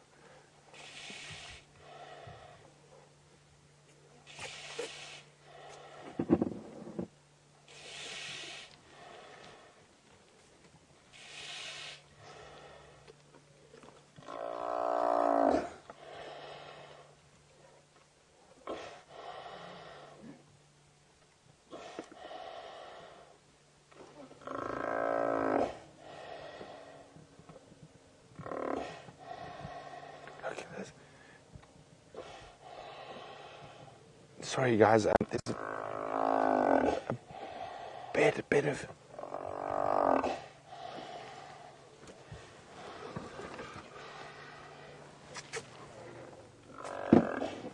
Okay, so guys, also there's obviously a lot of people waiting for this sighting, and we're going to stay as long as we can with the battery. I think Jamie's going to try to reposition to get a better view, and then we're going to have to move out and let the other guys come in and get a chance.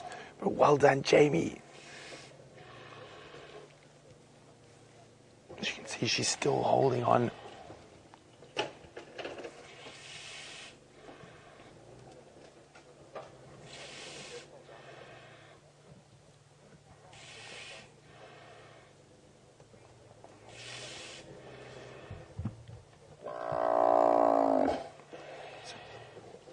So Buffalo, oh, he's still fighting.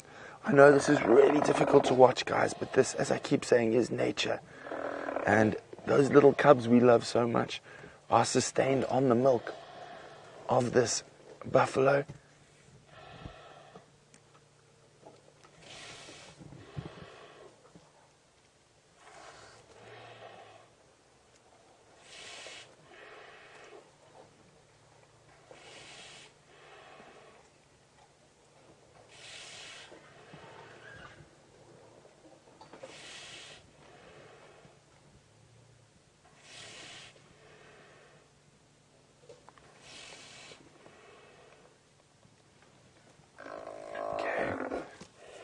I know this is very difficult, and I'm just going to keep quiet, and I know a lot of people might be finding this very difficult, but just, you've got to look at it with the big circle of life.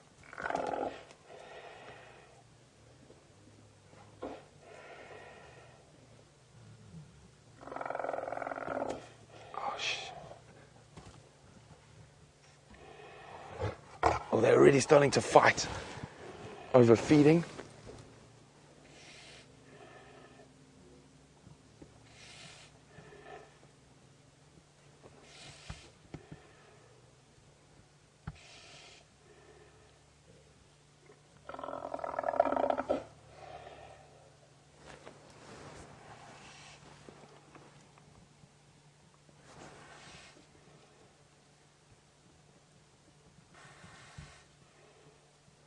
Okay.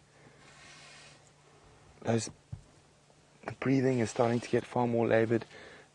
Oh, what's happening? There's a fight. There's something else there. Is it a male lion? Is it a leopard? What happened? That lioness just took off. That lion just took off and chased something.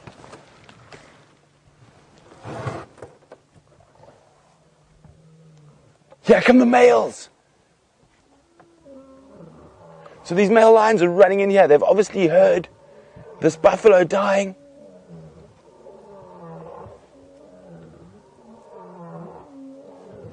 But the lioness obviously weren't sure whether... Well, some of the lionesses are running away. This might not be the Birminghams. Could this be new males, Salati males? Look at this, isn't this amazing? That reaction it's a bit unusual if this was the Birmingham boys.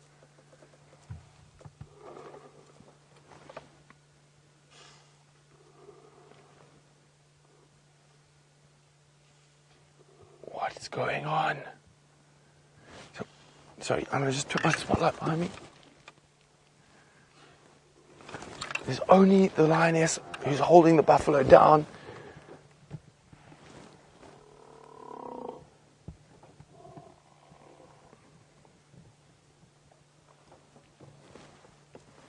What? Could it be the Birminghams? Could it be new males? Stations 4 of the one side to have run away after those one was caught. Only one still in the buffalo.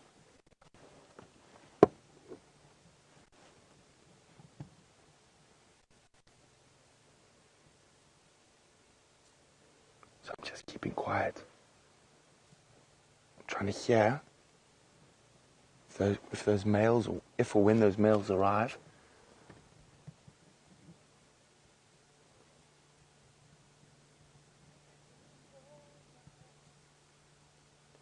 And can you believe it? We can hear Jean-Ray singing from here.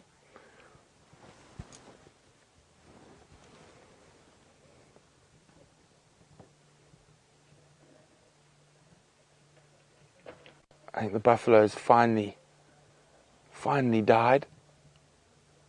No. Oh, yes, I think that was just nerves. What happens when you look up and all your sisters are gone? Look at that face.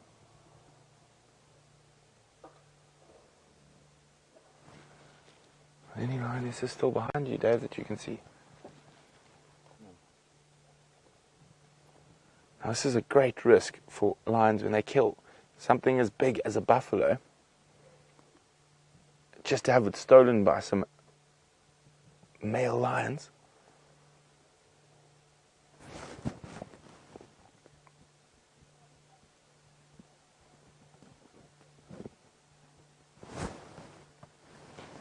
So our battery seems to be surviving for now, but we don't know how long it's going to last. So if we do disappear, we do apologize. Jamie is trying to get around.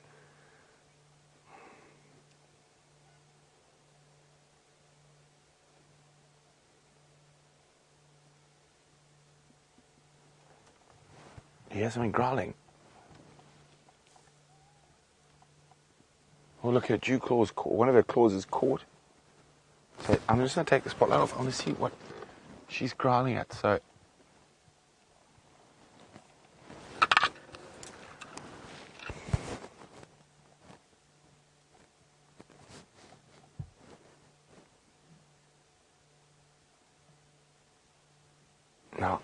That buffalo's distress calls could have brought male lions running in from 10 kilometers away. Oh, sounds like someone's coming back. Ah, one of the lionesses is coming back behind us. So the initial panic seems to be over. It could be the Birmingham boys.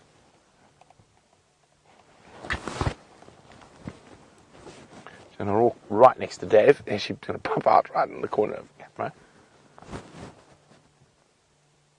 And I can hear another one walking in behind me. There's a male, there's the male.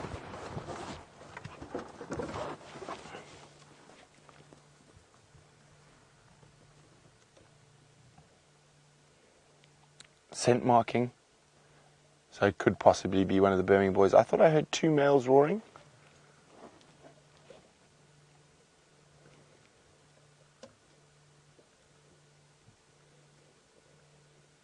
So I'm sure he's going to come down. This could be quite spectacular shortly.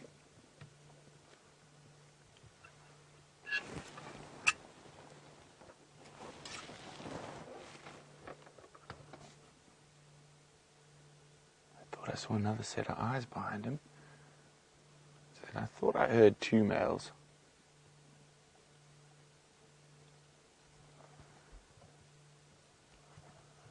He's busy scent marking on top of the hill there.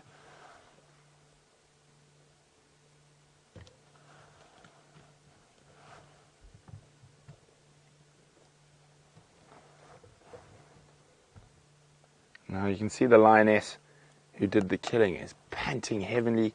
She's not even thinking about eating. She was stuck onto that buffalo's nose for so long.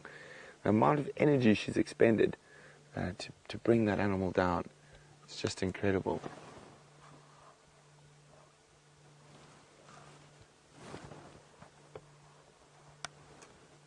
Dave, just tell me what you want. Sorry. So Dave was trying to sign language me and I didn't understand. There's that male, he's still up on top. There he is.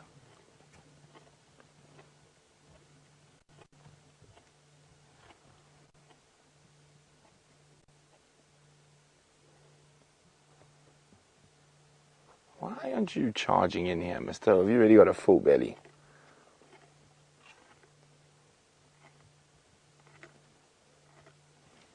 Dave, just come back. I want to see something on the other side of the spotlight. See, this lioness has lifted her head. As I said, I thought I heard males coming from the northwest as well. I can't see. Oh, he's fighting with one of the lionesses. Here he comes.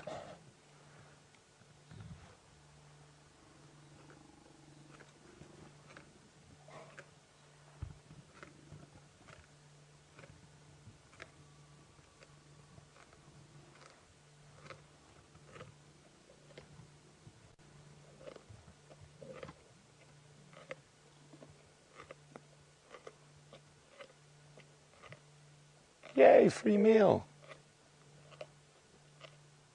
Definitely looks like one of the Birminghams. Yep, you can just see the scent marking, the lioness's reactions to him. He's got such a full belly.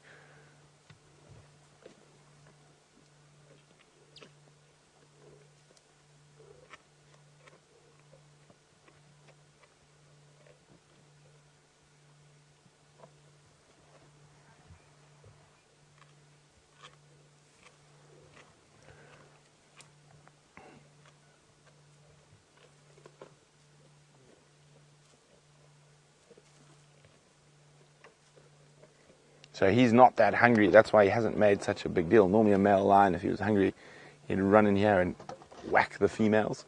I actually think there's a mating pair up on top behind us as well. Let's see, there's something going on behind me again.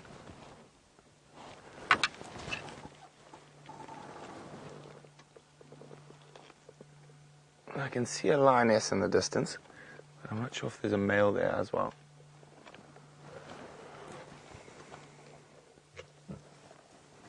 See, I heard other males roaring to the north. Oh, he's growling at something. I'm just going to reverse a bit so we can see.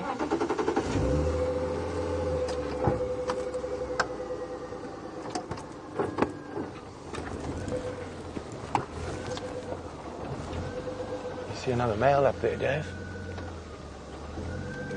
Oh, there's a big stump. I can't hit that, can I? Oh, we can't see anything just yet. Well, I'm just going to move my lines.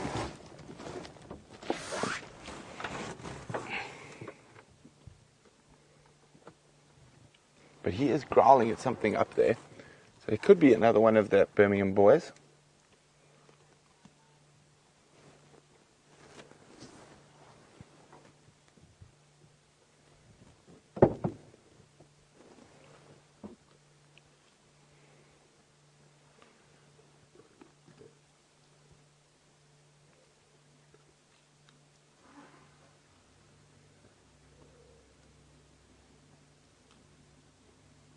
Isn't this just spectacular? We're right in the middle of the African bush, live with the pride of lions that has just taken down a buffalo live. The second ever live buffalo kill on Safari Live.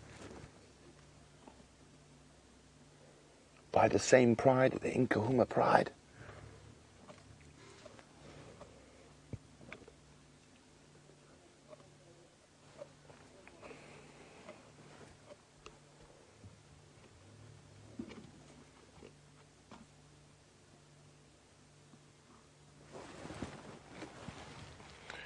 There's 3 lionesses here. I know one's off to my left, so we are still missing one.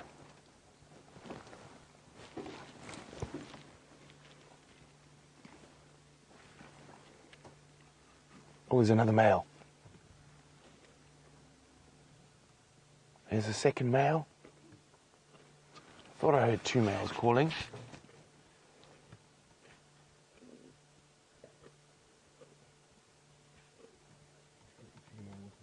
I think that's the mating pair we might have been tracking this morning.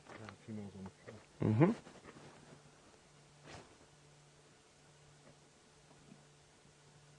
And to me it sounds like there might even be more coming from the north.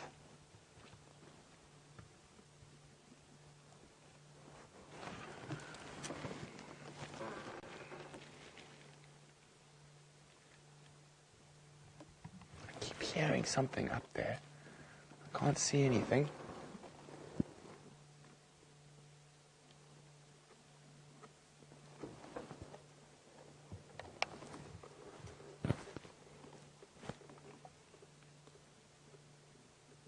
I think there's a third male to the north that's coming. Maybe even 2.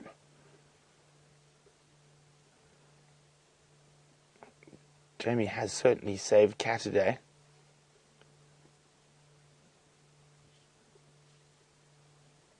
And she's going to come take over for me. I said we might disappear at any second.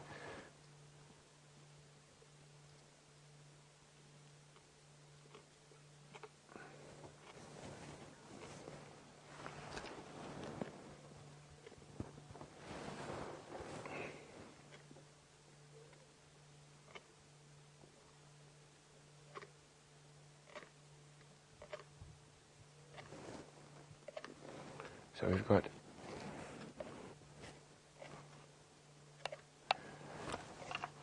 at the moment I can see 1, 2, 3, 4, 6 different lions, and I still think there's a couple more coming. So we're missing 1 lioness, and I still think there's some males coming from the north.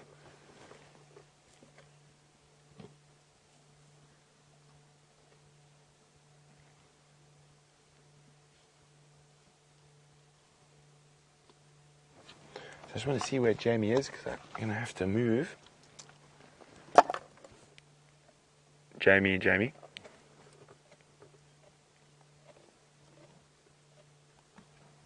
What's your position?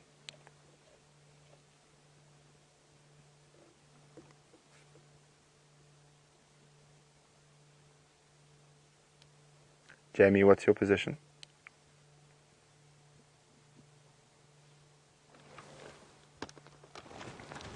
Copy, I've got your audio. I'm going to make my way out.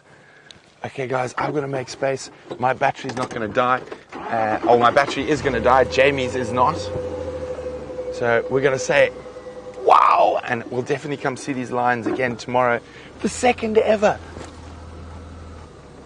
the live buffalo kill on Safari Live.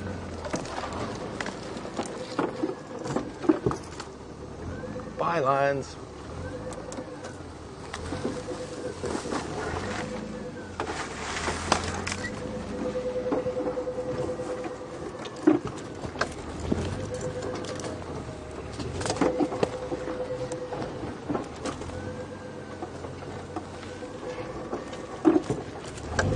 Okay, so wow, wasn't that exciting? Jamie saved a cat today. Oh, there's the fifth lioness. She's just lying off to the right there. There she is. I'm just going to find my way out of here now. And she happens to be on my road. Well, we'll have to go around her. Oh no, I don't think we can. So there's Jamie, she's going in. So from myself and the Dangerous Dish, what an incredible Saturday sunset, Catterday Safari. So let's jump back on board with Jamie as she makes her way back towards those Nkuhumans on the kill. What an absolutely incredible afternoon.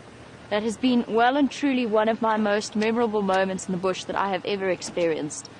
And as this is something that we couldn't show you, unfortunately we didn't have signal, but as Jandre and myself made our way out of that sighting, and I've just realized I've knocked my light up into the sky. Let me just fix that before we go in. As we came out of that sighting, I was busy trying to off-road, and this male lion appeared out of nowhere, roaring right next to the car, out of the darkness. I promise you, Jandre and myself both levitated about 20 centimeters into the air. I was about to exaggerate, but I'm not going to. But we really did, we levitated. Because all of a sudden there was just these two males right next to us on either side. I couldn't see anything in the thick bush. It's just been incredible. Okay, let me try and get through here.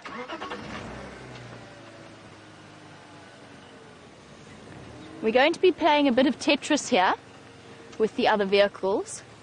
I don't know if Tetris is the right word, but it certainly feels like Tetris. Just so that we can get in. So just hold on, bear with me a moment.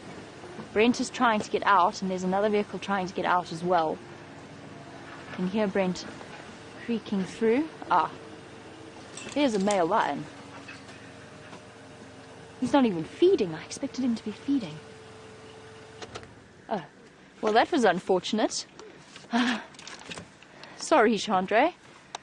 Oh, there's so many radios. I'm getting confused. I can't answer Brent. I'm tangled in my jacket. Oh, no. Okay, there's the male lion, everybody. Standing by.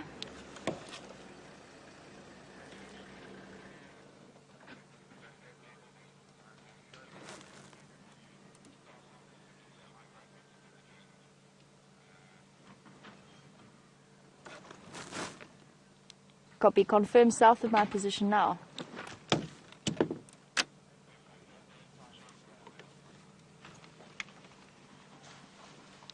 Okay, copy that, thank you. Should I come back onto the road or keep going from where I am? Oh.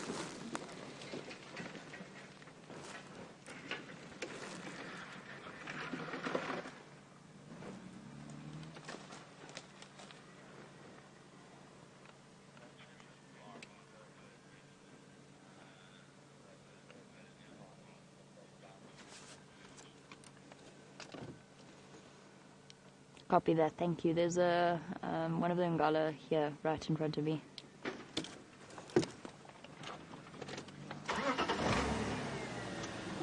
Okay, guys, we're going to try and reposition to just get to where Brent has told us we can go. There's another vehicle in my way, and it's really, really tricky to get in. I don't actually know how we're going to, except by moving around. You can come, Tax. I think we'll have to try and go through here.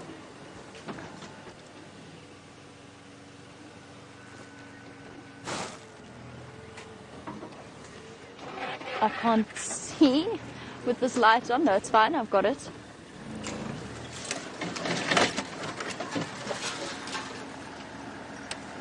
Oh, sorry guys. Didn't mean to blind you.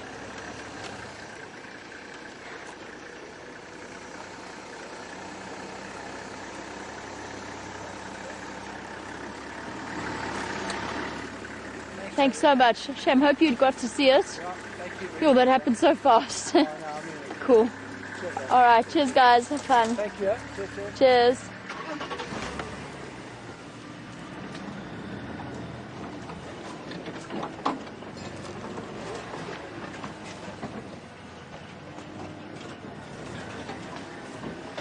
Alright, let's see how Brent managed to get in here, because it's now totally dark and I can't see where to go, but I want to get to that buffalo. I know we've got the male lion here.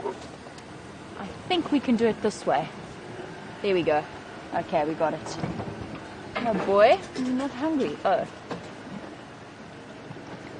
There's the lioness. And no way to get into the buffalo kill.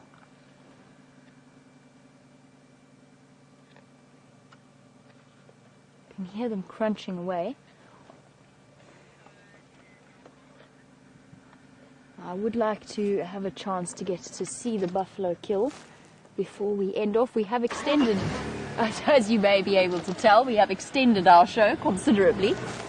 But let's try and get to this buffalo carcass. There's just a male lion sort of lying there that we're going to have to circumnavigate. Brent said go left and there's a big elephant path, but things are very difficult in the dark. But I think if I squeeze through here, I'm going to have to move around the edge of this male.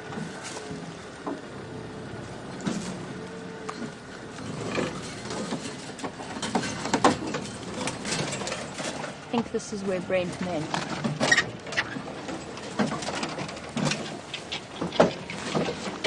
You okay there, Jean? Thank you. This must be where Brent meant. If it's not, well, we'll find a way. We'll find a way through here. I know we won't. Where this elephant path is. Absolutely no idea. I can't find it. This is not the way.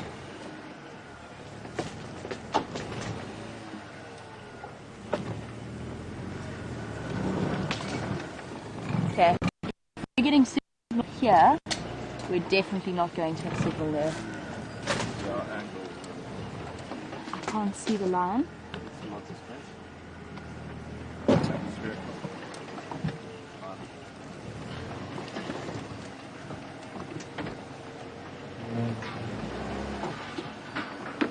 Guys, unfortunately, I think trying to get into this drainage line isn't going to work out for us today, especially with Wendy's signal.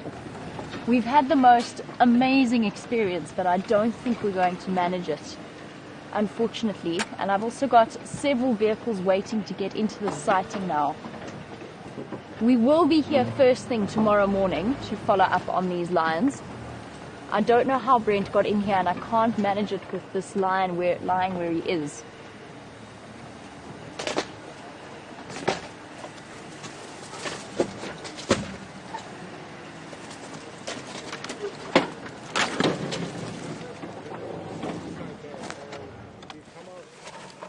He's out. Oh, Chandre's in a guarri bush. I'm sorry, Chandre. There's so much going on. And we have